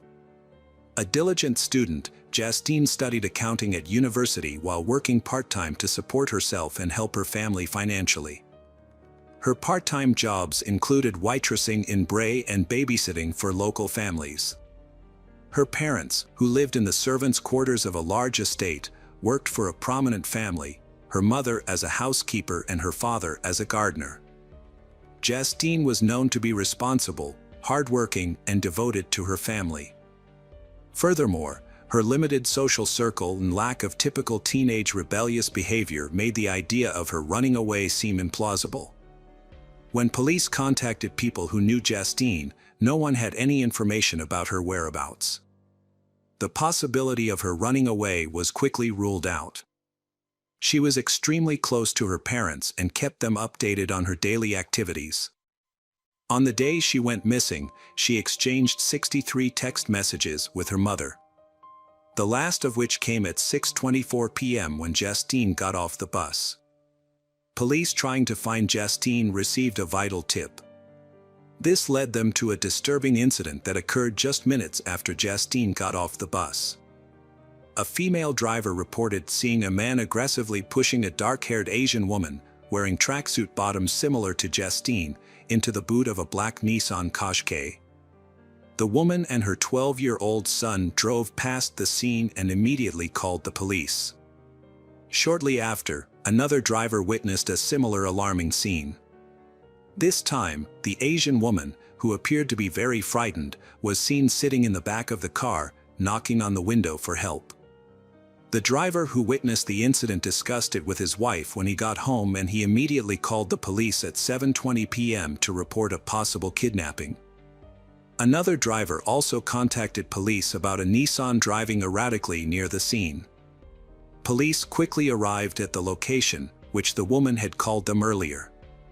When they arrived, they found Justine's broken phone and a bag of bread left on the side of the road, raising serious concerns for her safety. After the kidnapper tried to stuff Justine into the trunk of the car but she resisted, he forced her into the back seat and drove off to an unknown location. The suspect's black Nissan was immediately placed on the wanted list, leading to a large-scale search effort involving patrol cars and helicopters. However, the nighttime search was hampered by darkness and made no progress. The search continued as the day wore on, with police looking at witness accounts to narrow down the area where the perpetrator might be.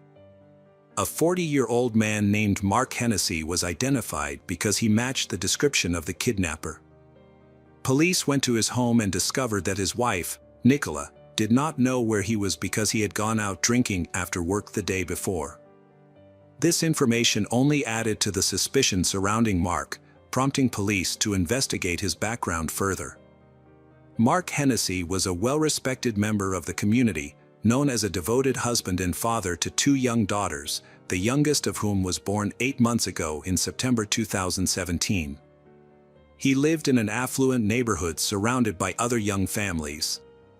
His work as an estimator on construction sites provided a steady income for his family, and he had no previous run-ins with the law.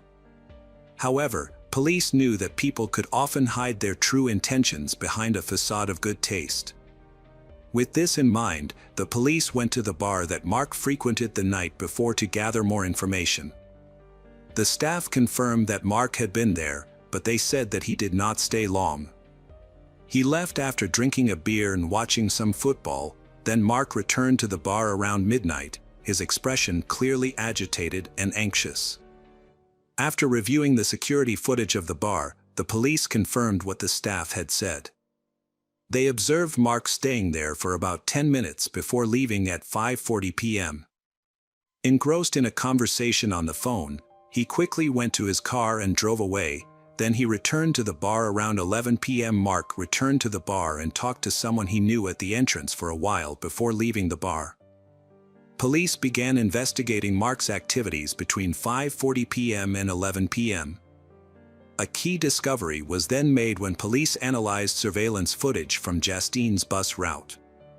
The footage showed Mark's black Nissan following the bus, starting 30 minutes after Mark left the bar. This disturbing discovery raised further suspicions about Mark's involvement in Justine's disappearance. The search for Mark's car and the missing girl continued, and Mark became the prime suspect in Justine's abduction. Mark called his wife to say he was going away for a long time. When his family tried to convince him to turn himself in, he refused and quickly left. His parents reported to the police that they had seen Mark, and the police tried to find him. But Mark escaped. The police asked for the public's help by issuing a media appeal. They asked for anyone with knowledge of Justine, Mark, or his car to come forward. A woman who heard the appeal kept an eye out and spotted a car that looked like Mark's on the road. She followed it to Cherrywood Park and observed the driver closely, then quickly contacted the police. When the police arrived, they found a man covered in blood sitting behind the wheel of a car. Despite attempts to coax him out of the car, Mark was stubborn, brandishing a knife in a threatening manner. Faced with imminent danger, the police were forced to resort to force, resulting in Mark being shot in the shoulder. After removing him from the car, they found him conscious but still uncooperative. The police then searched the car but unfortunately did not find Justine. Mark remained silent despite being questioned several times. The medical team quickly treated him and took him to the hospital. Doctors tried to save his life, hoping that he would eventually reveal Justine's location. Unfortunately, it was discovered that the bullet had ricocheted and hit Mark in the head. Further investigation revealed a gruesome discovery: the blood on his face and body was his own, and he had several fresh stab wounds on his arms and neck. The police believe that Mark, fearing arrest, apparently used a knife from his car to attempt suicide rather than face the consequences. The police eventually caught the suspect, but instead of feeling relieved, everyone felt disappointed. They found the suspect in his car, but they still hadn't found the missing person they were looking for. A glimmer of hope came when police discovered a piece of paper at the scene. Although it was covered in blood, they could read the words "sorry" and "Pease Castle." These words suggested that this might be a clue to finding Justine. Despite this small hope, they persisted. A search was launched in a forest in South Dublin, based on a clue found near a castle. First, searchers found Justine's wallet, which contained her identification. Then, on May 21st, searchers discovered Justine's body. An autopsy revealed that she had been murdered on the night of her abduction, and that she had died from strangulation. Unfortunately, the autopsy also revealed that Justine had been sexually assaulted, adding to the brutality of her death. A toxicology report, which found trace amounts of banned substances in her system, left many questions unanswered. It is unclear how the substances entered her system or what their purpose was. However, further investigation revealed that Mark had recently consumed large amounts of these substances, adding to the mystery. It turned out that Mark was a regular user of drugs and excessive alcohol, which could have inadvertently introduced these substances into Justine's system. At the same time, Mark's family life was also beginning to fall apart due to his addiction, debt, and frequent arguments with his wife. Investigations into Mark's activities have revealed that he used the dating app Tinder to interact with multiple women and flirt with women at bars. The discovery of Mark's DNA on Justine's body further strengthened the police's suspicion that he was involved in Justine's kidnapping and murder. As the police investigated the case, they discovered that the murder was motivated by sexual desire, and Justine had unwittingly become Mark's target. He discovered Justine while he was following a bus, and took advantage of her getting off the bus, brazenly abducting her from the street without hesitation, even in the presence of multiple witnesses. An investigation into Justine and Mark's phones revealed no previous connection or communication between them. However, further analysis revealed that Mark was familiar with Justine's regular route, suggesting that her murder was premeditated. It seemed that Mark had been closely monitoring Justine's movements, waiting for the perfect moment to strike. This discovery shows Mark's premeditated brutality and Justine's tragic fate.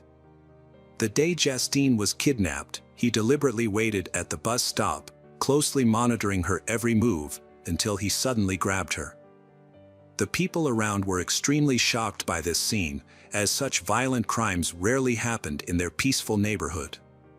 Many people came to pay their condolences to Justine's family, comforting and supporting them in this time of great loss.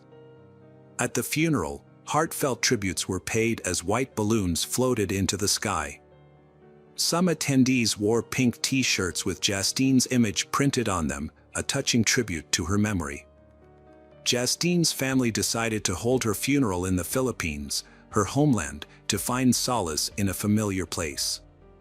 Although they lived in another country for a while, they finally moved back to Ireland in 2021. By starting over in a new city and pursuing different careers, they hoped to escape the painful memories that still haunted their old home. Hey detectives! Welcome back. We've got another mysterious case to explore. The case of Alison Bonilla. Alison Pamela Bonilla Vasquez was born on November 7, 2001, in Cartago, Costa Rica. She is an only child, living with her mother Yendrai Vasquez. In addition to her mother, her grandparents Ramon and Marjorie, and her aunt Samara also helped raise Alison. Alison's father left the family shortly after her birth. He chose to be with another woman who was pregnant. He did not want to play a role in Alison's life. Only once, when he was diagnosed with lung cancer, did he ask to see his daughter, and Yendrai allowed him to. It is worth noting that his second family did not know about Alison's existence. Alison and her mother, Yendrai, had a particularly close relationship. For Alison, Yendrai was not only a mother but also a father. Therefore, Alison often gave her mother gifts on Father's Day. Their relationship went beyond the typical mother-daughter relationship. Alison felt comfortable sharing everything with Yendrai without fear of being misunderstood or judged. Despite not having a father, Alison did not feel lonely or abandoned. She had a large family and enjoyed spending time with them. She also attended church regularly every Sunday. Relatives described Alison as a kind, outgoing, and friendly girl. In photos, she always looked happy, and there was no sign of sadness or longing in her eyes. Alison had always dreamed of becoming a model. She decided to drop out of 8th grade to focus on makeup classes, thinking that combining the two was too difficult. She did not want to waste time on something that would not help her achieve her goals. After that, Alison started looking for a job to help her mother pay the bills but did not receive any responses from the places she applied. This made her very sad. Her mother, Yendrai, realized that her daughter would have difficulty finding a job due to her limited education, so she encouraged Alison to take evening classes. At age 18, Alison enrolled in Liceo Enrique Gayer, a few miles from home. During this time, she completed a pastry course and began practicing. Alison made delicious cakes and desserts that were loved by everyone in the neighborhood. This helped her find a way to make money from her baking talent. Alison had a boyfriend named Harold Sura Solano who lived in Cachi, a district in the province of Cartago, Costa Rica. Usually, Alison stayed home with her mother in the morning, then met Harold, and then went to evening school at 6 o'clock. She often returned home late by bus.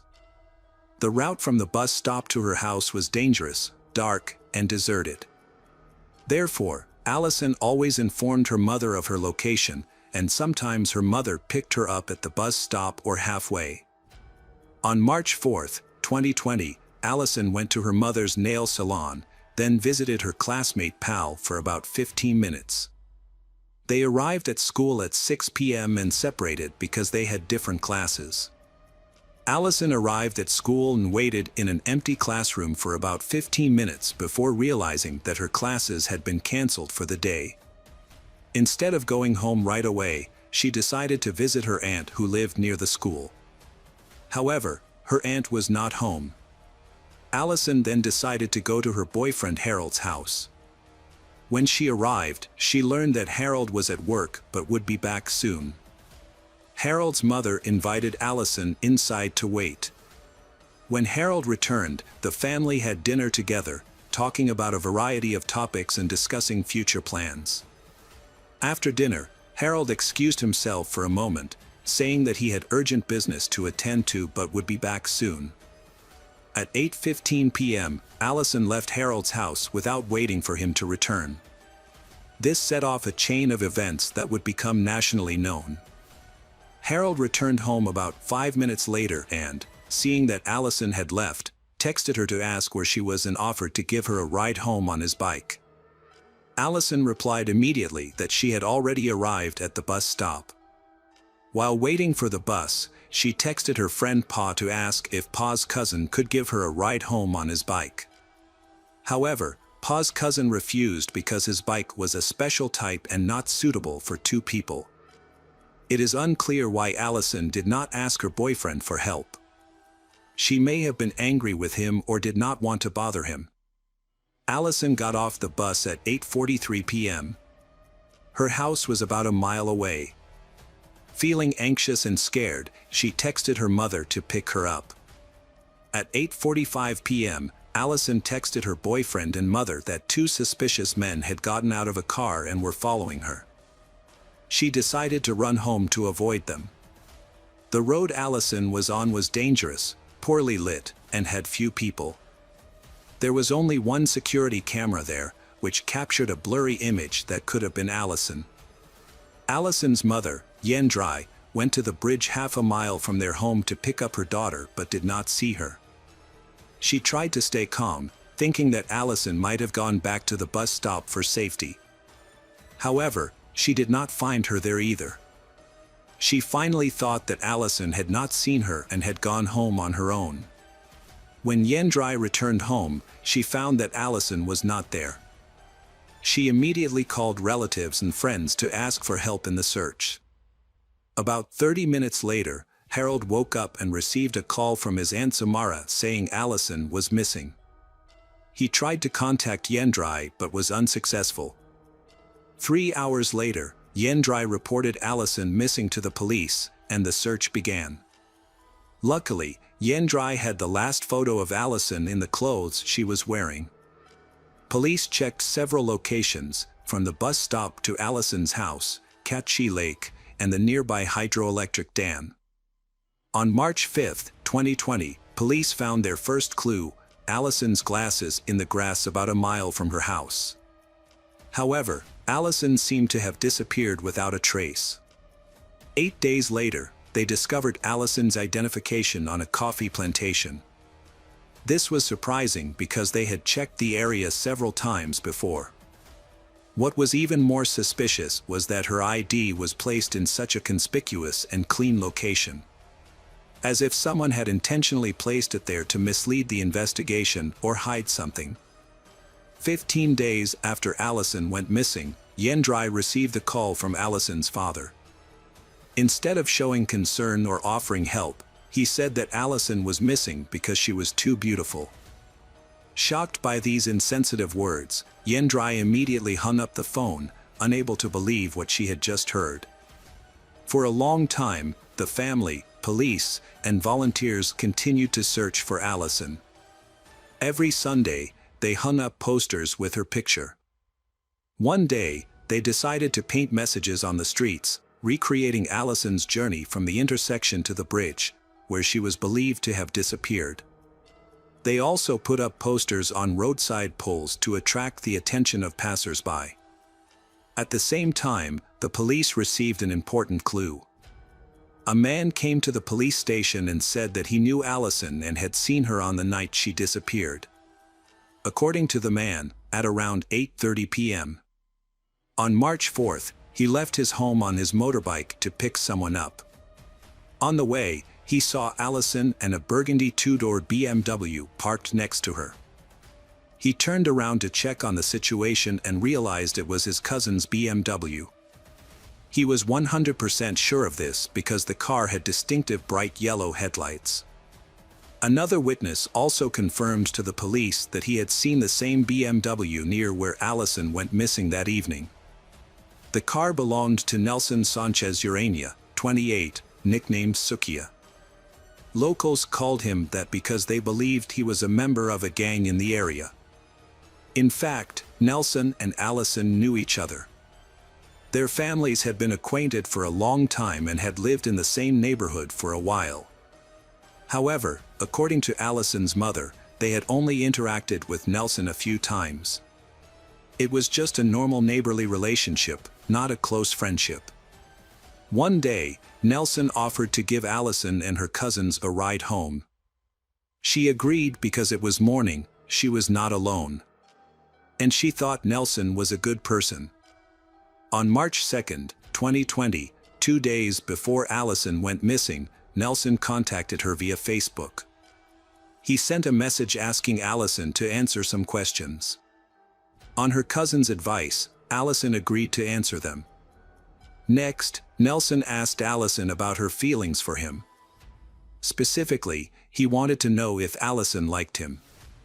Allison was confused by Nelson's sudden question, as they were not close and barely knew each other. When Allison asked why, Nelson explained that he did not have a negative opinion of her but wanted to know if she thought badly of him. Allison reassured Nelson that she did not hate him and that everything was normal between them. Nelson thanked her and said goodbye. Police searched Nelson's home and seized his car, cell phone, and computer. Investigators found shocking images of women being abused on his phone. When they inspected the car, they found that it had been thoroughly cleaned with car polish. However, the front driver's seat carpet and trunk carpet had been removed. Police found hair and blood on the trunk lid and sent samples to a lab for analysis. After examining the exterior of the car, police used a police dog to search for traces. The dog detected possible blood on the 2 front seats and in the trunk. To confirm, the police used a luminol test, a chemical that reacts with hemoglobin in the blood. The results showed that there were many blood stains on the car's interior, despite the owner's efforts to remove them with cleaning products. While waiting for the results from the lab, Nelson remained free but was closely monitored by the police. They monitored his every move to prevent him from leaving the city or the country. Although Yendrai repeatedly requested his arrest, the police did not have enough evidence to do so. Therefore, Nelson continued to live freely without being prosecuted for many months. Yendrai believed that Allison had been kidnapped for ransom. She tried to stay calm and hoped that her daughter was still alive. In preparation for Allison's return, Yendrai kept her daughter's room as it was, not cleaning or rearranging the furniture. She even bought Allison a gift. Yendrai told the press, "I will continue to do so. As long as there is no evidence that she is dead, I still believe that my daughter is alive and will return home." Laboratory test results confirmed that the hair and blood found in Nelson's car belonged to Allison. The police immediately arrested Nelson. Later, his ex-girlfriend told the police that Nelson had never physically abused her but had put a lot of mental pressure on their relationship. Specifically, he forbade her from contacting her friends and using the internet. According to her, Nelson only wanted to have a sexual relationship with her. His previous boss revealed that he was very irresponsible at work and even stole about $11,000. Additionally, his landlord said an ex-girlfriend had broken up with him because she was tired of paying his debts. She described him as a very spoiled man. After that, Nelson confessed to his crimes against Allison. He said that on the night of Allison's disappearance, he found her walking alone on a deserted road. Taking advantage of the late hour and their acquaintance, Nelson offered to give Allison a ride. She agreed and got into the car without suspicion. However, instead of taking her home, Nelson drove to a remote coffee plantation and forced Allison out of the car. Nelson violently attacked her, knocking off her glasses and leaving her nearly unconscious. He dragged her to a nearby abandoned house, where he raped and brutally beat her. Nelson then tied her hands with cloth and duct tape to the front seat of his car. Finally, he stuffed her into the trunk of the car and drove to a dumpster in San Giorano Cacci. There, the killer pushed Allison off a cliff into a pile of trash below. He justified his heinous actions by saying that he was under the influence of drugs. He also admitted that he had long been obsessed with Allison, and when he saw her that night, he decided it was his chance to carry out his dark intentions. Surprisingly, Nelson later recanted his initial statement, accusing the police of coercing him into confessing. However, the authorities had enough evidence to charge him despite his denials. The suspect could face a maximum sentence of 35 years in prison. In the early morning of September 4th, a search party went to the San Anno landfill to look for Allison's body. However, because the area was large and difficult to access, finding Allison's remains was an extremely difficult task. Moreover, it had been 6 months since Allison went missing. Just 25 days after Allison confessed, the police discovered a number of important pieces of evidence. They found human bone fragments, including a spine, ribs, part of the pelvis, and a femur. They also found pieces of clothing that Allison was wearing on the day she disappeared, along with a pair of sneakers with studs inside. All of these clues were sent for testing and thorough analysis by the police. Jose Francisco Herrera, the suspect's defense attorney, questioned the authenticity of the evidence because it was found by volunteers, not professional police. He also said that the discovery of the remains coincided with the time his client declared his innocence, which was suspicious. Rodrigo Era, the attorney representing Allison's family, on the other hand, criticized the suspect's change of testimony, saying that it undermined the credibility of the official investigation. On October 5, 2020, experts confirmed that the remains found belonged to Allison. Because only a partial body was found, they were unable to determine the exact cause of death. However, examination of the remains revealed multiple fractures that appeared after death, suggesting she may have fallen from a great height. Her clothes were torn and her sneakers had bite marks, suggesting a possible animal attack. This would explain why the remains were found scattered in different areas of the landfill. Allison's mother, Yendrai, is furious with the police for not listening and acting promptly. She believes that if they had arrested Nelson sooner, he would have confessed and Allison's body would have been found in better condition. This is an irreparable loss for the family. Despite the terrible pain she is enduring, Yendrai finds some solace in saying, "My daughter is in a better place now, where no one can hurt her anymore." The trial of Nelson took place on July 19, 2021. Harold, Allison's boyfriend, was a key witness in the case. According to Harold's testimony, on the afternoon of March 4, 2020, at approximately 6:30 p.m., he returned home and found Allison there with her mother. Harold then left for approximately 5 to 10 minutes. When he returned, he discovered that Allison had left without saying anything. While Allison was on her way home, Harold texted her repeatedly. As soon as she got off the bus, Allison texted Harold to say that 2 men were following her. Concerned for her safety, Harold suggested that she take a taxi and promised to pay for it. However, Allison refused twice and said that she would run home. Harold did not receive any further response from Allison after that text message. According to his explanation, he only informed his mother of the situation. He did not contact Allison's mother, Yendrai, because his phone battery died.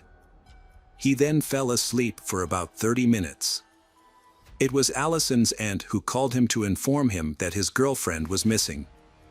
Since then, he said he has been worried and tried to call Allison several times, but all the calls went to voicemail. He also could not be reached via WhatsApp messages. Harold said he joined the search party for a few days but then had to stop because he felt unwell and had to go to work. He really wished things had gone differently. If he could go back in time, he would have taken Allison home that night. However, unfortunately, what happened cannot be changed. On August 18, 2021, the court sentenced Nelson to 18 years in prison for taking the life of Allison. He could have received twice the sentence, but the judge pointed out that there was no evidence to confirm that Nelson knew the route and time Allison would return home and that he planned to attack her. Furthermore, due to the condition of Allison's remains, there was no evidence that Nelson forced her to have sex. The story does not end there. Allison's family was not satisfied with the original sentence, arguing that it was not commensurate with the crime. In 2022, they successfully appealed, and the court decided to retry the case. As a result, on September 28, 2023, Nelson was sentenced to 35 years in prison. Allison's family's lawyer emphasized that Nelson acted in a cruel and inhumane manner and took advantage of the trust of the victim and her relatives. The court ruled that Nelson's actions were intentional. Nelson used his long-standing relationship with Allison to commit the crime. The criminal court also took into account Nelson's lack of remorse for his actions.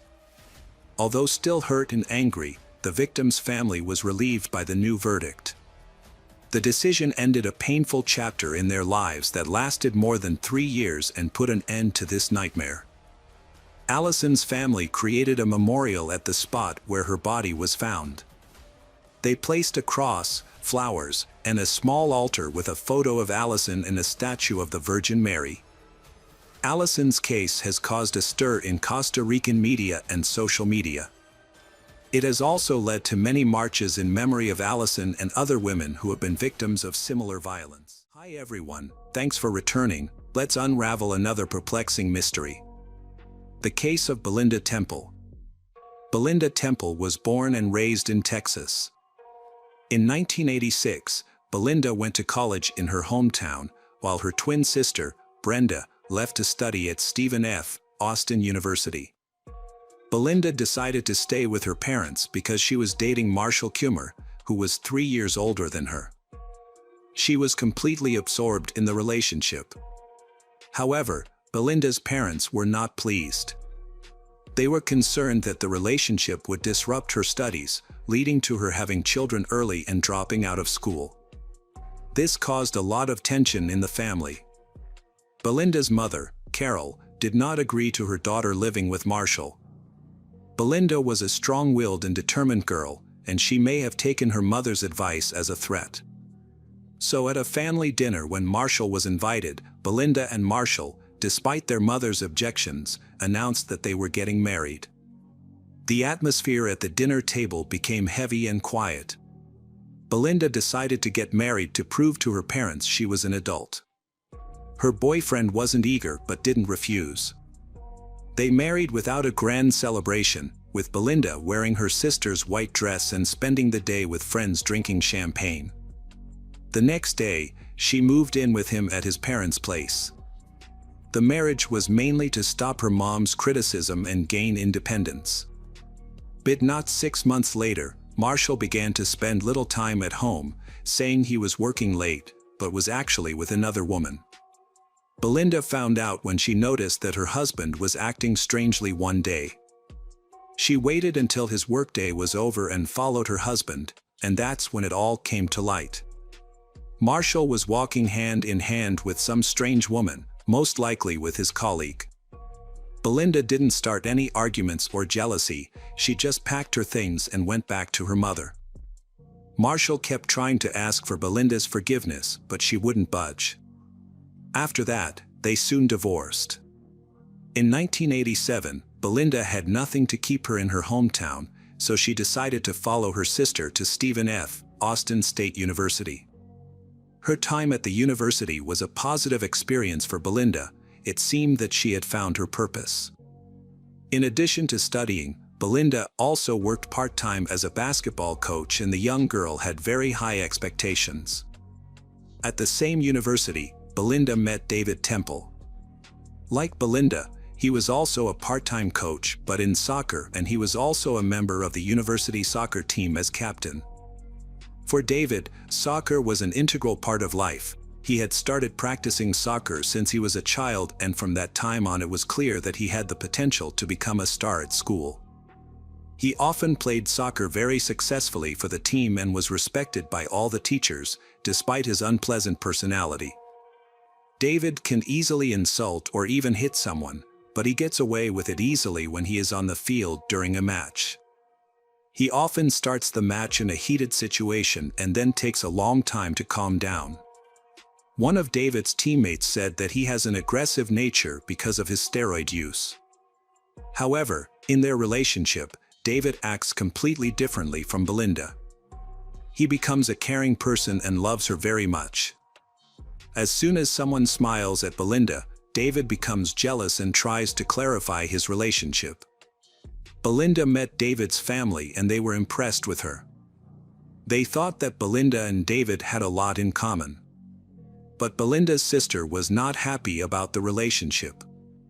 They knew Belinda as a strong-willed and independent person before, but as the relationship began, they noticed a change in her.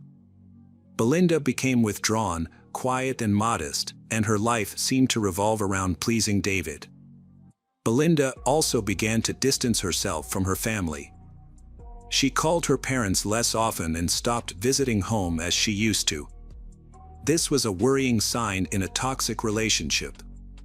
However, David and Belinda continued their relationship. They bought a bull terrier and named him Shaq. After graduating from college, they decided to get married. In January 1999, David and Belinda Temple were expecting their second child. Belinda was nearing her due date, and doctors predicted that she would go into labor in a few weeks. As a pregnant mother, Belinda often felt tired and fatigued. She also had to care for her son Evan. To give his wife some rest, David decided to take Evan for a walk in the park that evening. They walked in the fresh air, but soon felt tired and hungry. They then went to a restaurant for a bite to eat. When they got home, David was shocked to find the front door of his house broken. To keep Evan safe, David quickly took his son to a friend's house who lived nearby, and when his son asked why he couldn't come home, David lied and said his mother was in the hospital. One of David's neighbors, Quentin Harland, had just opened the door to the unexpected visitor, David. He carried his son straight into the living room and quickly returned to the house. Quentin was confused by this and yelled for his wife to watch the child and ran after David. He asked David, "What's going on?" But when he saw the broken front door of the Temple house, Quentin realized that David probably had no idea what was waiting for him inside. When he entered the house, Quentin saw a horrible scene. Everything was in ruins, the cabinets were open, furniture was scattered on the floor, and especially there were blood stains on the floor leading to the stairs. Quentin quickly pushed David aside and saw under the stairs, in the dressing room, Belinda lying face down with her arms outstretched in a large hole in the back of her head. David seemed too shocked to say anything or rushed to his wife's body. He took out his cell phone and called the police. Police immediately rushed to the scene but did not enter the house immediately because the Temple family's dog, Shaq, was aggressive. The dog growled and barked at the uniformed officers, prompting one of them to draw his gun. However, the situation was calmed when David Temple came out of the house, then led the dog into the garage. When the officers entered the house, they investigated the scene and concluded that it appeared that a robbery had occurred. They speculated that the burglars did not know that the homeowner was in the house at the time, so they shot her to avoid exposing witnesses. The police began investigating the crime scene. They wondered how the burglar could have entered a house guarded by a ferocious bull terrier. They began to investigate carefully. At the main entrance, the police found broken glass. But this glass was not broken by someone trying to unlock it from the inside, as the glass fragments would have been concentrated near the threshold. Instead, the glass fragments were located far from the door, to the right of the entrance. This indicated that the main door was unlocked and the glass was broken, and it was unclear why the burglar did so. The police opened a box on the nightstand in the living room and found several pieces of jewelry that appeared to be gold. It was unclear why the burglar did not take these pieces of jewelry. The more they investigated, the more suspicious the police became that something was not right around the case. The police's experience with robberies had taught them that the criminal would usually take whatever was valuable and could be found. But in this case, nothing seemed to have been taken. And the fact that the dog was still in their minds was a big deal. Something was wrong with the case. In the murder, the wound suggested the victim had been shot in the back of the head. It is likely that the weapon used was a 12-gauge shotgun, since the victim was kneeling with his back to the killer. But shotguns were uncommon in robberies and were difficult to carry or transport without being detected, which made the police even more suspicious. In the murder of Belinda, it happened at 4 o'clock in the afternoon.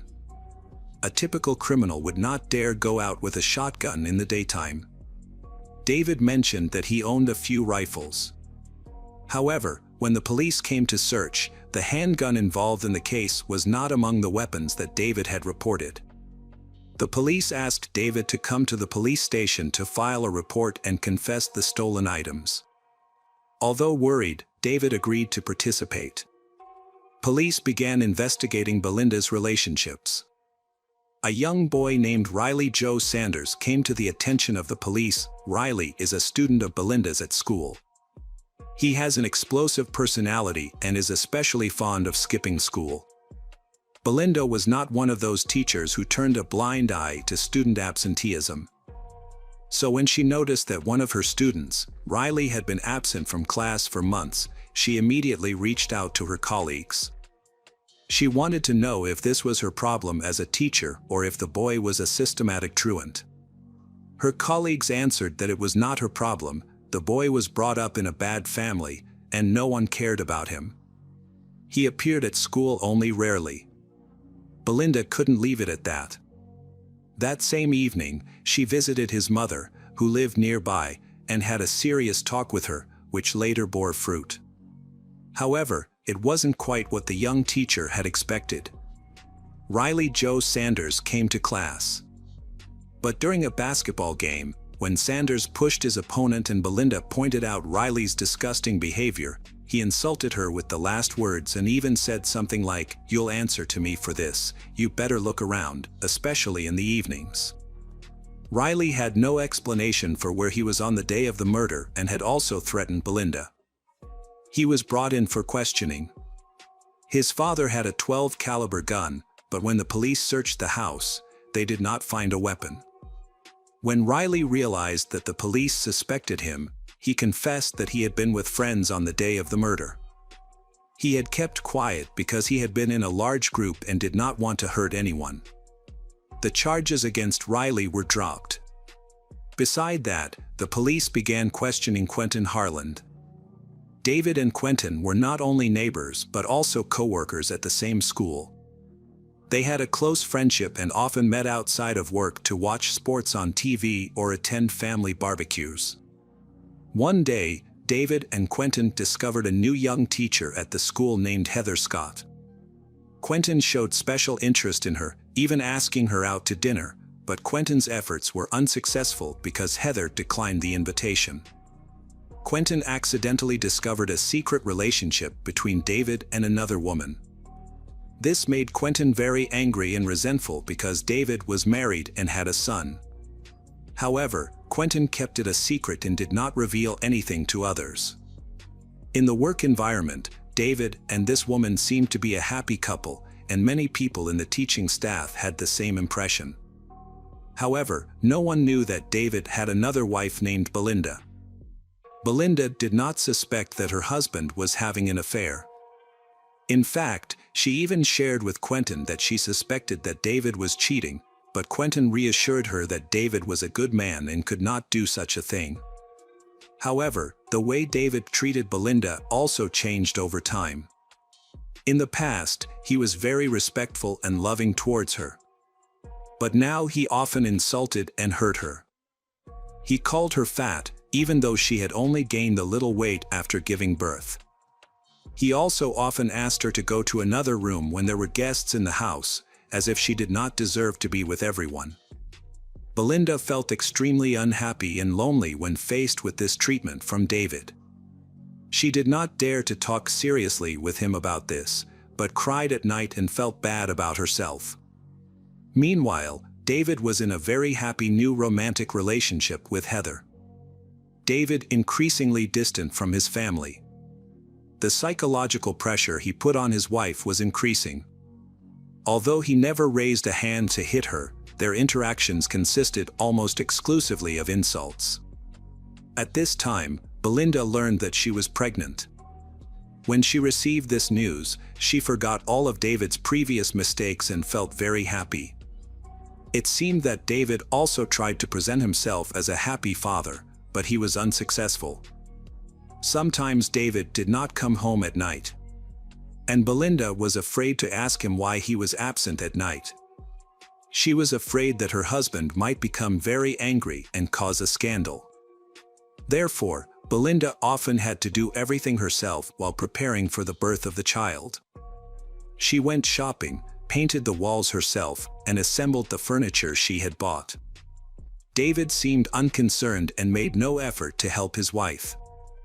Belinda prepared everything for the upcoming baby herself, while David seemed to be only concerned with his new relationship. Christmas was approaching, and Belinda was 8 months pregnant.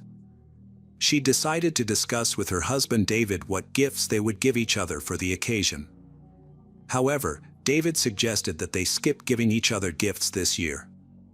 He thought it would be better if they used their savings for the upcoming baby, as the doctors had warned that she might go into labor early, and the baby might be born before the new year. When Christmas came, although they had agreed not to give each other gifts, David did not give Belinda any small gifts. Instead, he suddenly packed his things and said that he would spend the New Year holiday hunting with his friends. Belinda felt disappointed and shared the situation with her sister. Her sister decided to help Belinda feel less alone. She also wanted to be there to care for Belinda, as doctors had warned that labor could start at any moment. What Belinda did not know, however, was that David had not gone hunting with his friends. Instead, he had spent the holiday with Heather, who was wearing a gold necklace that was said to have been a Christmas gift from David. After the death of Belinda Temple, David remarried Heather in 2001 and they had a son, Evan. But in November 2004, David's peace was shattered when the police came knocking on his door and arrested him on suspicion of murdering his ex-wife. David continued to deny any guilt. Investigators discovered that his new relationship with Heather may have been the motive for the crime. David's co-workers said that when Belinda became pregnant, David often bragged that he had found a younger, more beautiful woman to replace his wife.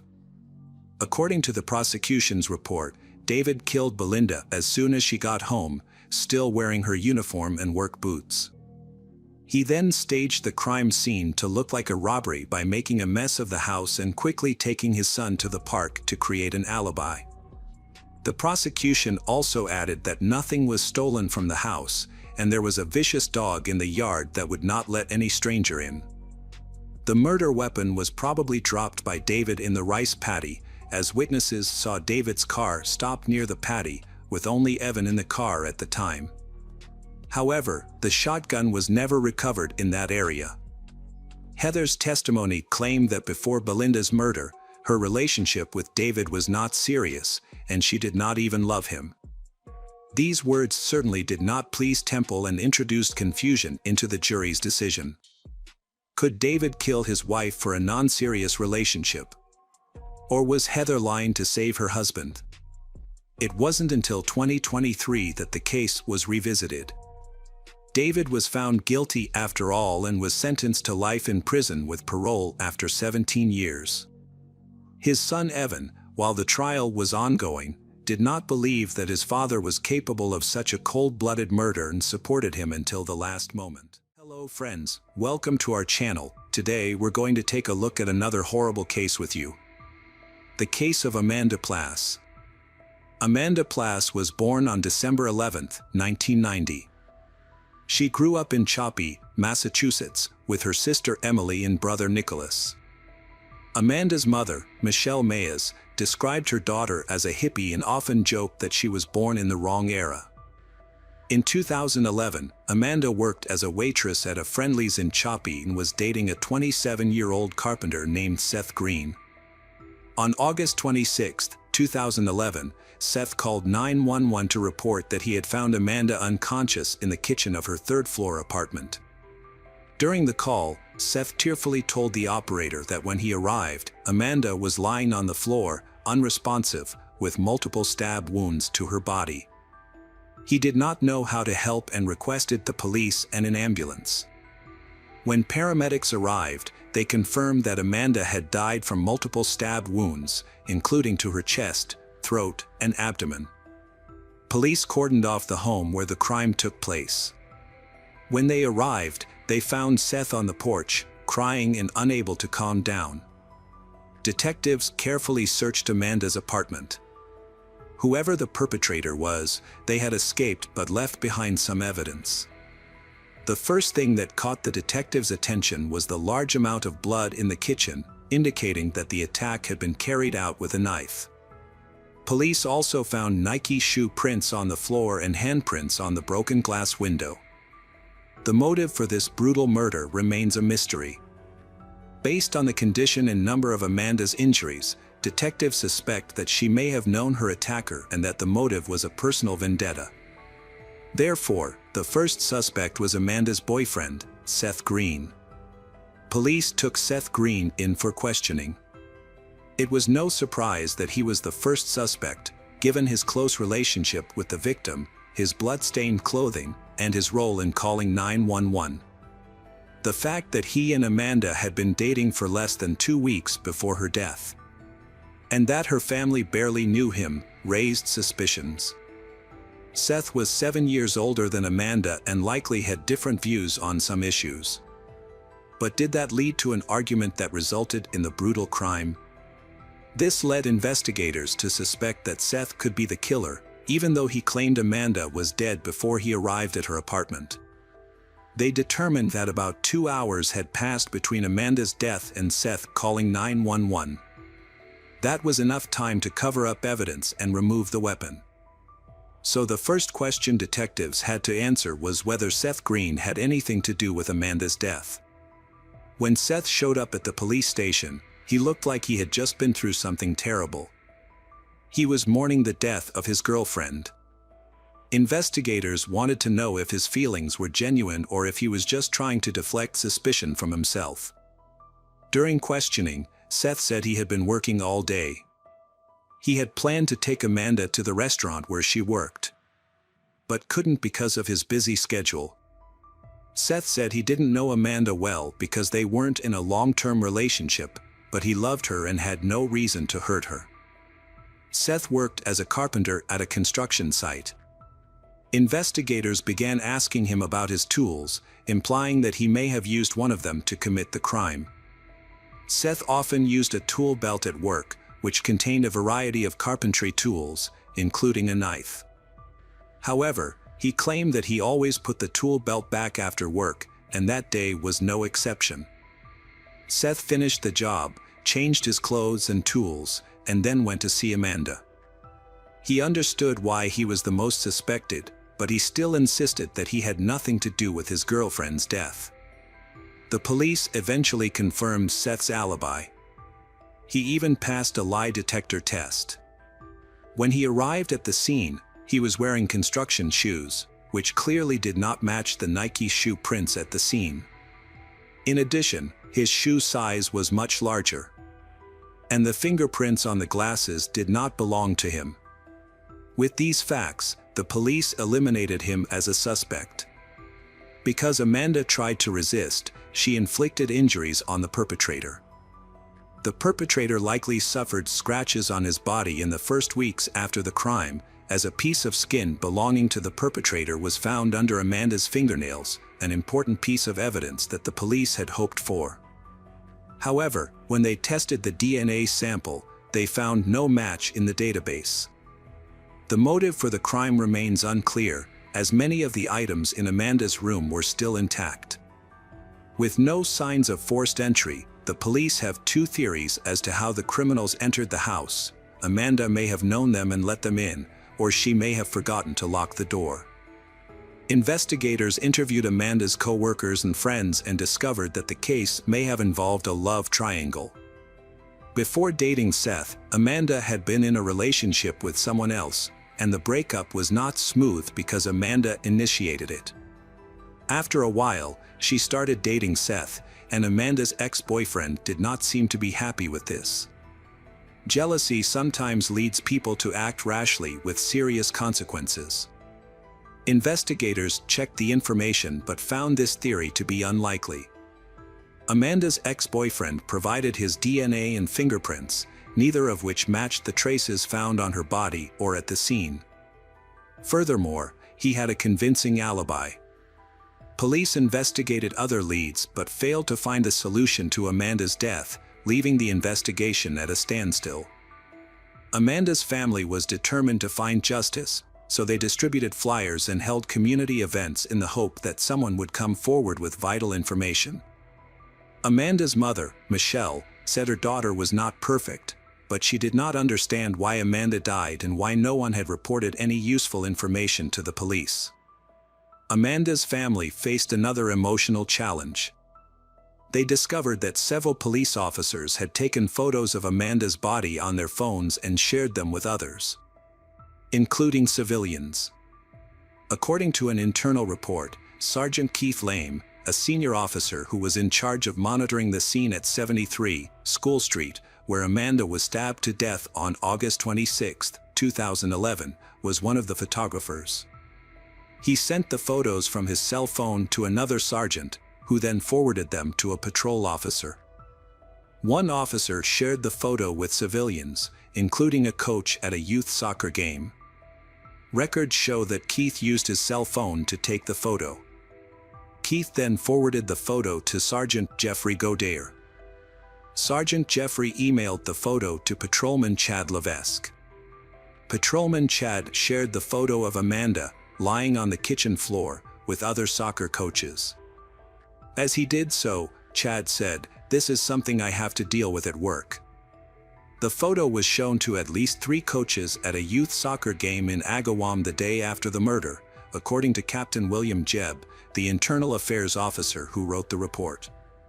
At that time, Patrolman Terry Deck, who was assigned to record all traffic in the apartment for state police, took a photo of Amanda's body and emailed it separately to 6 Chicopee police officers. The investigation found that all 6 officers deleted the emails. None of them were punished for wrongdoing, and their names were not listed on criminal records. The others were punished for incompetence and failure to meet work standards. Terry and Keith, who took the photos, received letters of reprimand. Jeffrey and Chad were docked wages. Nearly 2 years after the murder, there was no sign that the investigation was any closer to finding the culprit. So investigators decided to review all the relevant evidence, hoping to find some missing information. After reviewing the evidence and items in Amanda's bedroom, they discovered a dry erase board with a suspicious message. The message read, "Dennis was here on November 8th. Interestingly, November 8th was only about 2 weeks before Amanda's body was discovered. Investigators began to wonder about the man named Dennis and his role in the case. They began to investigate the relationship between Dennis and Amanda by examining phone records and social media posts. While investigating Amanda's apartment, police discovered that her ex-boyfriend had given them a crucial clue.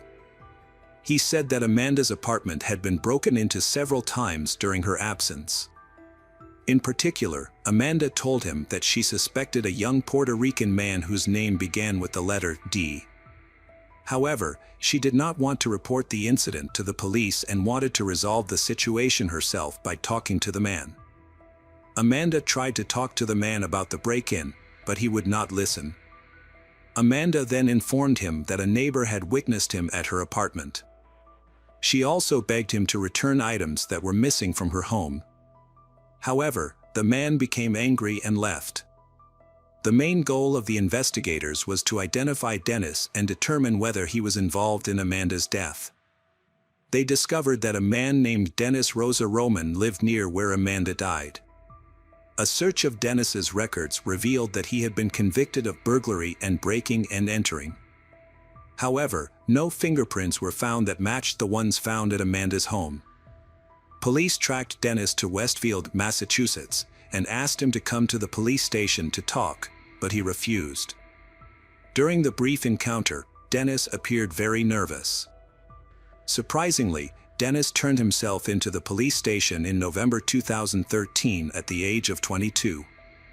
Police questioned Dennis about his connection to Amanda. Although Dennis admitted to knowing Amanda from Choppy, he said he had not seen her in several years. This made sense since Amanda had been dead for some time. Investigators then asked him if he had ever been to Amanda's apartment. He replied that he had never been there and did not really know her well. He only admitted that he sometimes sold Amanda marijuana and had had a few brief interactions with her. During questioning, Dennis agreed to provide an oral DNA sample and provided his shoe size. The results showed that his shoe size matched the shoes found at the crime scene. Officers also noted that Dennis was wearing a pair of Nike Air Max shoes, the same type as the shoes found at the scene but with a different sole pattern. After providing his DNA, Dennis refused to answer further questions and promised to return to the police station in a few days to continue the conversation. Because there was insufficient evidence to arrest him, officers were forced to release him. This raised concerns that he might be attempting to flee, causing the investigation to stall. Further investigation revealed that Amanda had been in telephone contact with Dennis on July 28, 2011. She made 4 calls and received 5 calls from him. At the same time, Dennis changed his initial statement to police, admitting that he had spoken to Amanda at times. According to Dennis, Amanda told him that people frequently broke into her apartment when she was away, but she did not report it to the police because nothing of value was missing. However, investigators had heard this story many times before and now suspected Dennis was behind the break-ins. They believed he was hiding something, as his statement changed and lacked a clear explanation. When shown a photo of the dry erase board that read, "Dennis was here on November 8, 11, Dennis suddenly remembered writing it, contradicting his previous statement that he had never been in Amanda's apartment.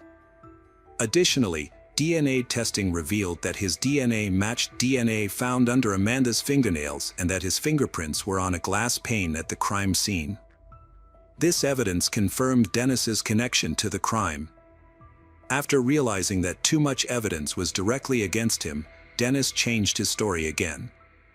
He now claimed to have been present at the crime scene and tried to save Amanda from the attacker, implying that someone else was involved. When asked about the man's identity, Dennis refused, citing fear for his safety and that of his family. Instead, he provided a detailed description of the alleged perpetrator, a tall, 170 to 200-pound white male with light skin, blue eyes, wearing old pants and dirty boots, along with a t-shirt that read, "Why drink and drive when you can smoke and fly?" Detectives did not believe Dennis's testimony, as all the evidence pointed to only one person being present at the crime scene when Amanda was stabbed. They arrested Dennis and charged him with the murder of Amanda Plass. The trial began in 2016, nearly 3 years later. Dennis's lawyers defended their client, arguing that although he was present at the crime scene, he was not responsible for Amanda's death. They accused the police of mishandling the investigation and framing Dennis after they failed to investigate thoroughly. Dennis claimed that on the day of Amanda's death, the drug dealer forced him to come to her apartment because Amanda owed the dealer $500 or $600. He claimed that the dealer started stabbing Amanda with a knife when things got bad. Dennis claimed that he wanted to intervene but was unable to stop the dealer. Dennis also claimed that Amanda had grabbed his hand, which is why his DNA was found under her fingernails. Prosecutors presented a different version of events. According to them, Dennis broke into Amanda's apartment while she was away and left a note with his name on her whiteboard. Amanda discovered this, suspected Dennis was the culprit, and called him to ask him to return her stolen belongings, which led to 9 phone calls between Amanda and Dennis. Prosecutors claimed that on the day of the murder, Dennis returned to Amanda's apartment thinking she was at work. However, Amanda had come home and a fight broke out, leading to Dennis killing her. A 12-person jury found Dennis guilty of causing the death of Amanda Plass in July 2016, after hearing 8 days of testimony and deliberating for 5 hours. The court sentenced Dennis to life in prison without parole. The police department's internal investigation into the scandal surrounding the release of Amanda's photo was delayed for years. However, in 2018, Officer Jeffrey Gaudier was finally fired in connection with the case. Although he appealed the decision, he returned to work in 2020. Due to his misconduct and previous disciplinary actions, a commission demoted him to patrol officer. Amanda's law went into effect in Massachusetts on August 4, 2022. The law makes it a misdemeanor for first responders to illegally take photos of a crime scene, punishable by up to a year in jail or a $2,000 fine. Amanda's family also filed a lawsuit against the city of Choppy, which was eventually settled out of court for $100,000. Hello friends, welcome to our channel. Today we're going to take a look at another horrible case with you. The case of Rachel Keeley. Rachel was the eldest of 4 children born to John and Rose Keeley. The family consisted of 3 girls and 1 boy, and they were members of the Jehovah's Witness community. They lived in the Inishmore housing estate, which is located near the entrance to the regional park. Rachel was highly involved in her local congregation and devoted to her faith. After completing her education at Ballincollig Community School, she pursued a career as a beautician. This was a deliberate choice, as it would allow her more time to engage in missionary work with the local Jehovah's Witness community. In the summer of 2000, Rachel took a trip with one of her sisters to work as an au pair, but she soon returned home. She was known as a kind and gentle girl, and she had a boyfriend who was part of her Jehovah's Witness social circle. On Thursday, the 26th of October 2000, Rachel left her home around 4:30 p.m. with her 2 dogs to take them for a walk in the regional park in Ballincollig. She was very familiar with this park, and even though it was getting dark, she would not have thought twice about going there, as she knew the area well and expected there to be other people around at that time. She had only planned to be gone for about an hour, and her mother would have had her dinner ready when she got back, as she had a Bible study that night and would be going straight out again after dinner. But around an hour later, after Rachel left, her mother Rose heard scratching at the back door. It was the 2 dogs, but no Rachel. It was deemed straight away that something was wrong, and Rose and her youngest daughter Elizabeth headed straight to the park to look for Rachel on the path they knew she usually took, but there was no sign of her. By 7 p.m., the family contacted the police. Friends and family all headed out looking for Rachel again. Rose bought flashlights from the local shop so they could see, as it was pitch dark by now. Nearing 8 p.m. that night, a close family friend would find Rachel dead in the undergrowth, not far from the walking track. She was found fully clothed, face down in the fetal position, covered with some briars and branches from trees. The emergency team were notified, but at this point, it was obvious that Rachel was dead. The police immediately initiated an investigation. An intent was placed around the body of Rachel, and 6 police officers stood guard over the body until the state pathologist, Dr. Harbison, could arrive at the scene to examine the body. Rachel's mother would later say in interviews that this gave her great comfort, knowing that her daughter was not alone and that she was protected in death, even if they couldn't protect her in life. When Dr. Harbison arrived, he spent 3 hours examining the scene. Door-to-door inquiries were started straight away at houses nearest to the park. Rachel had last been seen in the park at 5:15 p.m., She was later buried at St. Oliver's Cemetery in Mahon County, Cork, on the 28th of October. Police put out an appeal to people who might have been in the regional park that evening and might provide valuable leads in the case to help determine who had attacked Rachel. Dr. Harbison, the state pathologist, completed a preliminary examination of Rachel's body and determined that she had died from asphyxiation, but needed to do a further examination to determine exactly how she died, whether by smothering or strangulation. Police were also trying to determine the reason behind the attack. Was it a robbery or a sexual assault? Rachel was found fully clothed, but her clothes seemed to have been tampered with. Police politely questioned known sex offenders and locals, and they also wanted to speak with an elderly man and some teenage girls seen in the area at the time of the killing. CCTV footage in the area was also collected from local businesses, and by the 4th of November, it was reported in the local paper that police were looking to collect DNA samples to compare to samples found on Rachel's clothes and under her nails. More than 1,000 males from the area gave samples, but police would not give an indication of what type of material containing DNA was collected from Rachel. On Friday, the 10th of November 2000, news broke that someone had been arrested for questioning in relation to Rachel's death. It was the arrest of a 16-year-old male who was brought to Garda Station in Cork and questioned that night. The teen appeared before a special sitting of the Cork District Court and was charged with the murder and rape of Rachel.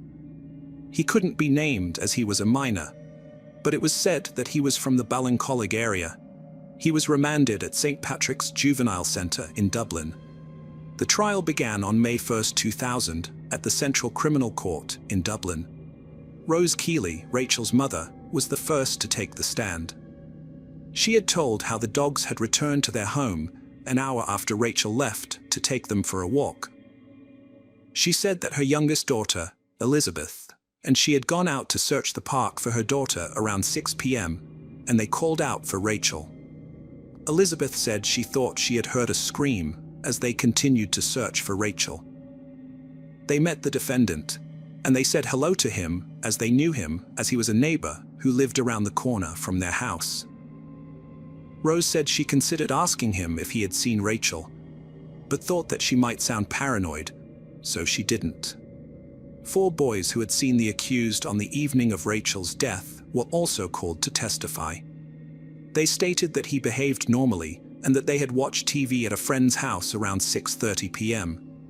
Afterward, they had gone to the regional park to ride motorcycles, but they had left immediately because there was police nearby. The accused had no insurance or road tax for his motorcycle, and he had left it behind in the park. Dr. Harbison took the stand and stated that Rachel had been chased down and most likely dragged to the location where she was found. He said that she had been placed in the fetal position after being strangled in a different area. Dr. Harbison also mentioned that there was no evidence of forced sexual assault, but that her clothes were disheveled. The police told the court that the accused had provided a hair and saliva sample, but refused to give a blood sample as he was afraid of needles. Dr. Maureen Smith told the court that the forensic evidence she collected included fibers taken from Rachel's fleece jacket that matched the fibers from a jumper taken from the accused's bedroom on the day of his arrest, as well as fibers collected from Rachel's pants that matched the fibers of the jumper he was found with, along with semen recovered from Rachel's undergarments and outerwear that matched the DNA the accused had provided. Dr. Smith's evidence was lengthy, and there were concerns that one of the jurors had fallen asleep during her cross-examination, but the court had assurances that this was not the case, and so the trial continued. On Wednesday, the accused's mother said the police came to their house while investigating, and her son was worried about getting in trouble for driving his motorbike without insurance or tax. Someone told him he could get 3 years, so he decided to leave the area, even though she told him not to, as the guardian might think he was involved in Rachel's death. She stated her son was innocent. The accused's father testified that his son left school at 14. The accused was a talented athlete and Gaelic footballer who could have played for the Cork junior team. He was the oldest of 4 children from a stable background and good area, living near the Achilles. They knew Rachel casually, as the accused went to school with her brother. The accused also took to the stand, and he told the courts that on the day of the killing, he had called to his girlfriend's workplace. They had been seeing each other for around 2 years. He stated police had called to him a week before Rachel was killed, giving him a green form which accused him of dangerous driving and driving without insurance and tax. It was a warning and not a summons, but he knew if he was caught again that night in the park, he'd get done for it. This is why he abandoned the bike and why he was going to run away. He said he had met his friends in the park at 5 p.m. after work and went to his friend's house 10 minutes later, but had to admit he went back to the park at 5:20 p.m. after a former babysitter gave evidence that she had seen him in the park at around 5:30 p.m. that day. He agreed with the evidence his friends gave about them leaving the park at 6:30 p.m. to go watch TV at a friend's house and returning to the park at 8 p.m. when he abandoned his bike after seeing police. The accused also admitted that he packed his bags to leave after the police contacted him 2 days after Rachel's death. He also admitted providing false information on the questionnaire about his whereabouts. When he tried to leave, he could not get a train or bus because it was the Guinness Jazz Festival that week, making it nearly impossible to find any mode of transportation. The police soon apprehended him, and since he was a minor, he was returned home 2 days later. They called him and took a saliva sample as part of the ongoing investigation. In court, he also stated that he had not seen Rachel for at least a month, and he had no contact or close contact with her. The DNA evidence was challenged by the defense, and a second expert was called to provide testimony. The expert said the test tubes used to collect the samples were not sealed properly, and there was a theoretical possibility that the samples could have been contaminated. But she also stated that this was unlikely, unless it was done intentionally by an individual. Additionally, it was mentioned that all the samples collected were blood samples, except for the accused, who had provided a saliva sample. Closing arguments then began, and the defense stated that the prosecution was blinded by science, and the jury should remember what happened to the Birmingham Six. Anyone not familiar with this case should definitely look into it. And it was possible for forensic evidence and DNA to be incorrect and misleading.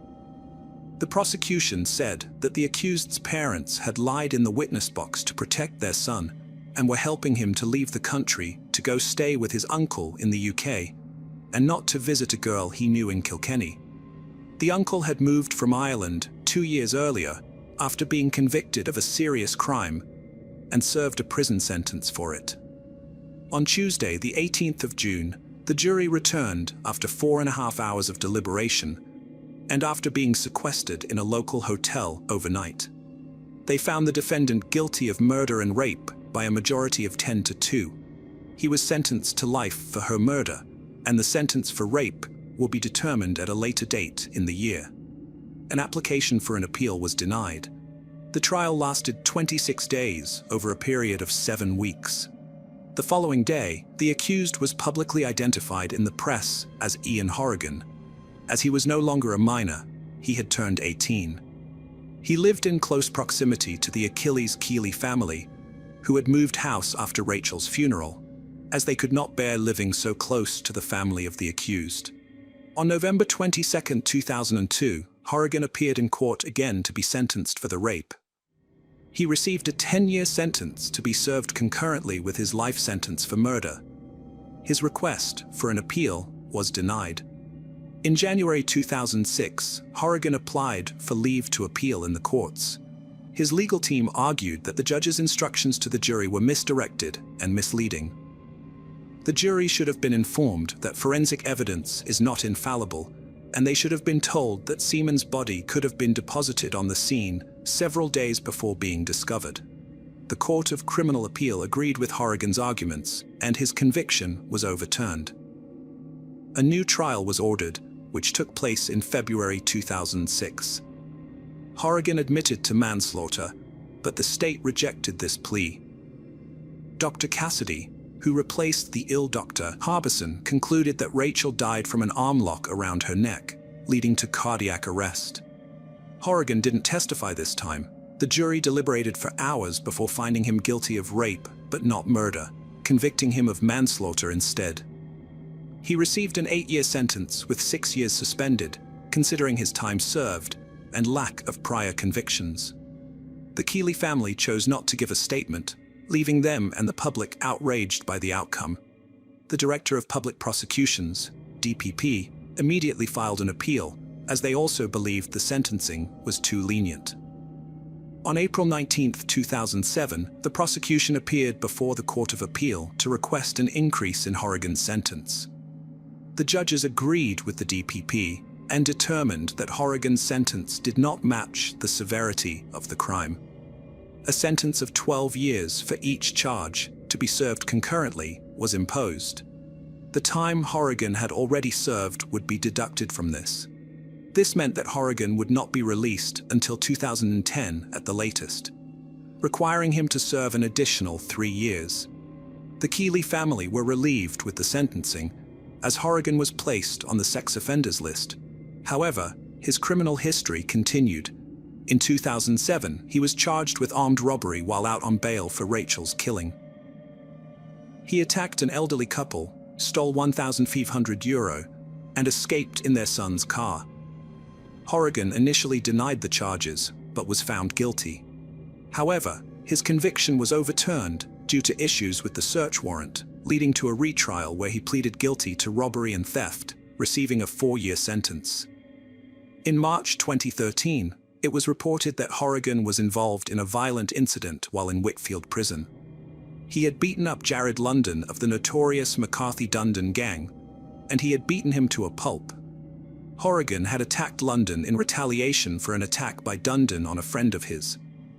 Sources from the prison told newspapers that Horrigan was a head case, and that he was moved out of the prison for his own safety. Ironically, only a few months later, Horrigan would be released from prison after serving his time for the robbery. When he left prison, he moved in with his girlfriend Teresa O'Neill, who lived just around the corner from Dundon's home place in Limerick. Teresa's brother, a convicted rapist, Thomas O'Neill, was involved in the Great Low Woods gang rape in County Clare in 2004. At the time, Thomas O'Neill was also the boyfriend of Dundon's ex-girlfriend. From here on in, there is a lot of overlapping with dates and convictions, but I think I've got it right. So bear with me. On the 13th of September 2013, Horrigan was arrested again, this time in relation to a shooting in Limerick. A man stood outside his home the evening before and had been shot, suffering a number of pellet wounds to his chest from a shotgun. A trial took place in January 2015, and Horrigan completed not guilty to the possession of a shotgun with the intent to endanger. He was found not guilty. However, in November 2013, he robbed a shop in Limerick. He had entered the shop, and the man behind the counter tackled Horrigan, but he got away, leaving the scarf he was wearing behind. Of course, when police got the scarf forensically tested, it led back to Horrigan. He was found guilty in 2015 and sentenced to 5 years in prison, with 1 year suspended.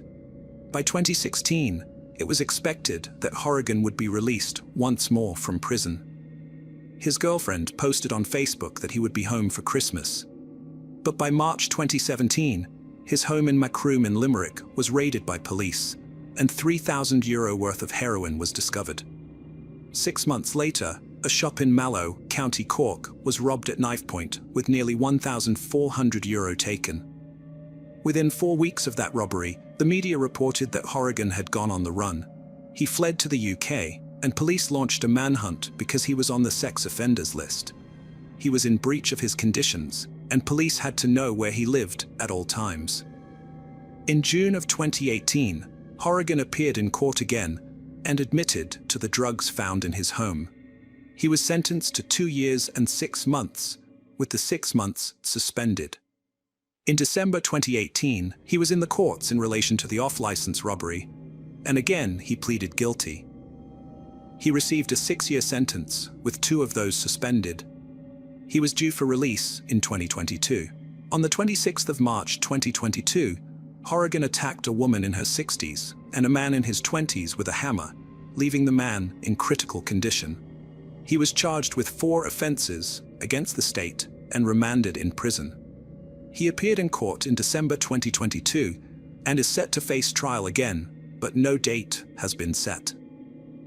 In September 2022, Horrigan was in court again for breaching conditions put on him as a sex offender. He did not notify the Guardian again of a change of address, and he joined Tinder. He was sentenced to 12 months in prison. Rachel's parents have stated that they don't care how long Horrigan spends in prison, as it won't bring back their Rachel. This was not aimed towards Horrigan's other victims, but Horrigan himself. If the justice system didn't always work within these outdated laws, and if the judges had power of discretion, a lot of people would be saved from criminals like this. Horrigan is only 38 years old and has a long life ahead to cause mayhem in this country. Where will it end, and how many more victims will there be? Hello friends, welcome to our channel. Today we're going to take a look at another horrible case with you. The case of Anu Singh. A man named Sam, who lived with his wife and son in Melbourne, Australia, came to his home in the state of Kerala, India to visit his parents in October 2015. However, before returning to Melbourne, he told his parents and some relatives, "Maybe the next time I come to India, it will be in a coffin." Surprisingly, 3 days later, news arrived that Sam had died. Everyone wonders how someone could predict their own death. But when the true story came to light, 2 major cities in different countries were shaken. So what was the full story behind this case? Let's dive into the details. In 2015, a 34-year-old man named Sam Abraham lived with his wife Sophia and their 7-year-old son in Epping, a suburb of Melbourne, Australia. The family had previously lived in Oman, a country in West Asia, but they moved to Melbourne because it is considered the most livable city in Australia. Both Sam and Sophia were employed, and the small family of 3 was happily residing in Australia. Every year, Sam would visit his home in India with his family. In October 2015, Sam and Sophia took some days off from work and came to India. One day, Sam told his father, "I feel like I won't live for much longer. Maybe I will die soon." After hearing this, Sam's father gets angry and says, "You are so young. Why are you saying such strange things?" Despite this, one day, Sam tells some of his relatives, "Maybe the next time I come to India, it will be in a coffin." This remark also seemed strange to them, but everyone brushed it off as a joke. Sam had a flight back to Australia on October 11th, 2015, as he and his wife had taken only a few days off from work to visit India. After this, Sam returns to Australia with his wife and son. However, just 2 days later, on the morning of October 15th, 2015, Sam's father, Abraham, receives a call on the other end of the line from his daughter-in-law, Sophia, who delivers devastating news that shocked the entire Abraham family. Through tears, Sophia explains that Sam had passed away that morning due to a heart attack. Sophia, left alone in Australia, handles all the paperwork and finally gets permission to send Sam's body back to India. This process takes 2 to 3 days, and on October 18th, Sam's body arrives in Kerala, India. Along with Sam's dead body, Sophia, their 7-year-old son, and Sophia's sister Sonia also come to India. However, some of Sam's relatives, especially his father, are deeply shocked because everything Sam had said came true. The house is engulfed in grief.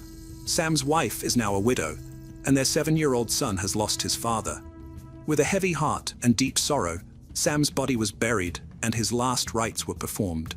Everyone at home was very sad, especially Sophia, whose life had taken a huge blow. Despite this, she had to return to Australia after 5 days because they had come to India on leave from their respective jobs. If Sophia had stayed in India longer, she could have lost her job. Therefore, on October 23rd, Sophia went back to Australia with her sister Sonia and her son. However, after returning to Australia, Sophia called her in-laws every Saturday to check on how they were doing. Time passed slowly, but there wasn't a single Saturday when Sophia didn't call her in-laws. But then, suddenly, in the last week of July or the first week of August 2016, there were no calls from Sophia to India. Seeing this, Sam's family became very worried, so they called some acquaintances in Australia to get information about Sophia. What Sam's family found out was shocking. They learned that Sophia had been in the custody of the Victoria Police for the past 15 to 20 days. Additionally, Sam's family found out that Sophia was charged with murder because the police suspected that she had killed her own husband, Sam Abraham. After this revelation, Sam's family is left stunned. However, the name of another man, Aaron Kamalasanan, comes up in the story. Sam's family heard this name for the first time, and it was then that they learned whether the accusations against Sophia were true or false. On the other hand, the Victoria Police presented some evidence to Sophia and Aaron, after which both confessed to murdering Sam. Following this confession, Sophia tells the police a story that leaves them astonished. The story goes like this. In the Kollam district of the state of Kerala, there is a small village named Kavalur, where Sophia and Sam lived. In this vast state of Kerala, Kavalur is just a small village where Sam and Sophia's houses were close to each other. They knew each other since childhood because they went to school together and were in the same class. Additionally, they both had a bit of interest in music, so they sang together in the church's choir group. Not only that, but after completing high school, they also joined college together. Eventually, they fell in love during their college days and started spending their time together like a normal college couple. However, in their relationship, Sophia fell in love with another guy named Oren. Sophia neither let Sam know about Oren, nor let Oren know about Sam. But in the end, Sophia decided to marry Sam. After that, Sam first informed his family that he liked Sophia and wanted to marry her.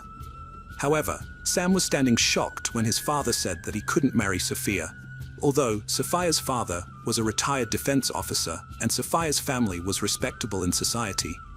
Sam's father still refused the marriage for some unknown reason. When Sophia found out, she threatened both Sam and her family that she would take her own life if she couldn't marry Sam. When Sam's family learned of this, they took the matter seriously and decided to let Sam and Sophia get married. Afterward, both Sam and Sophia were very happy, and their wedding was celebrated with great enthusiasm. They got married in 2008, and in 2009, Sam moved to Oman with his wife Sophia because he had gotten a job at a money exchange company. However, when Sophia became pregnant, she returned to India because she needed her family's support. At that time, she gave birth to a son in India, and while staying in India, she was in constant contact with her sister. After some time, Sophia decided to move to Australia for a better life. Sophia had an MSc degree in electronics, so her sister also encouraged her, saying she should come to Australia, as she would get a great job. After seeing Sophia's resume, a company in Melbourne offered her a job, and she left for Australia with her son. Sophia arrived in Melbourne in the early months of 2012.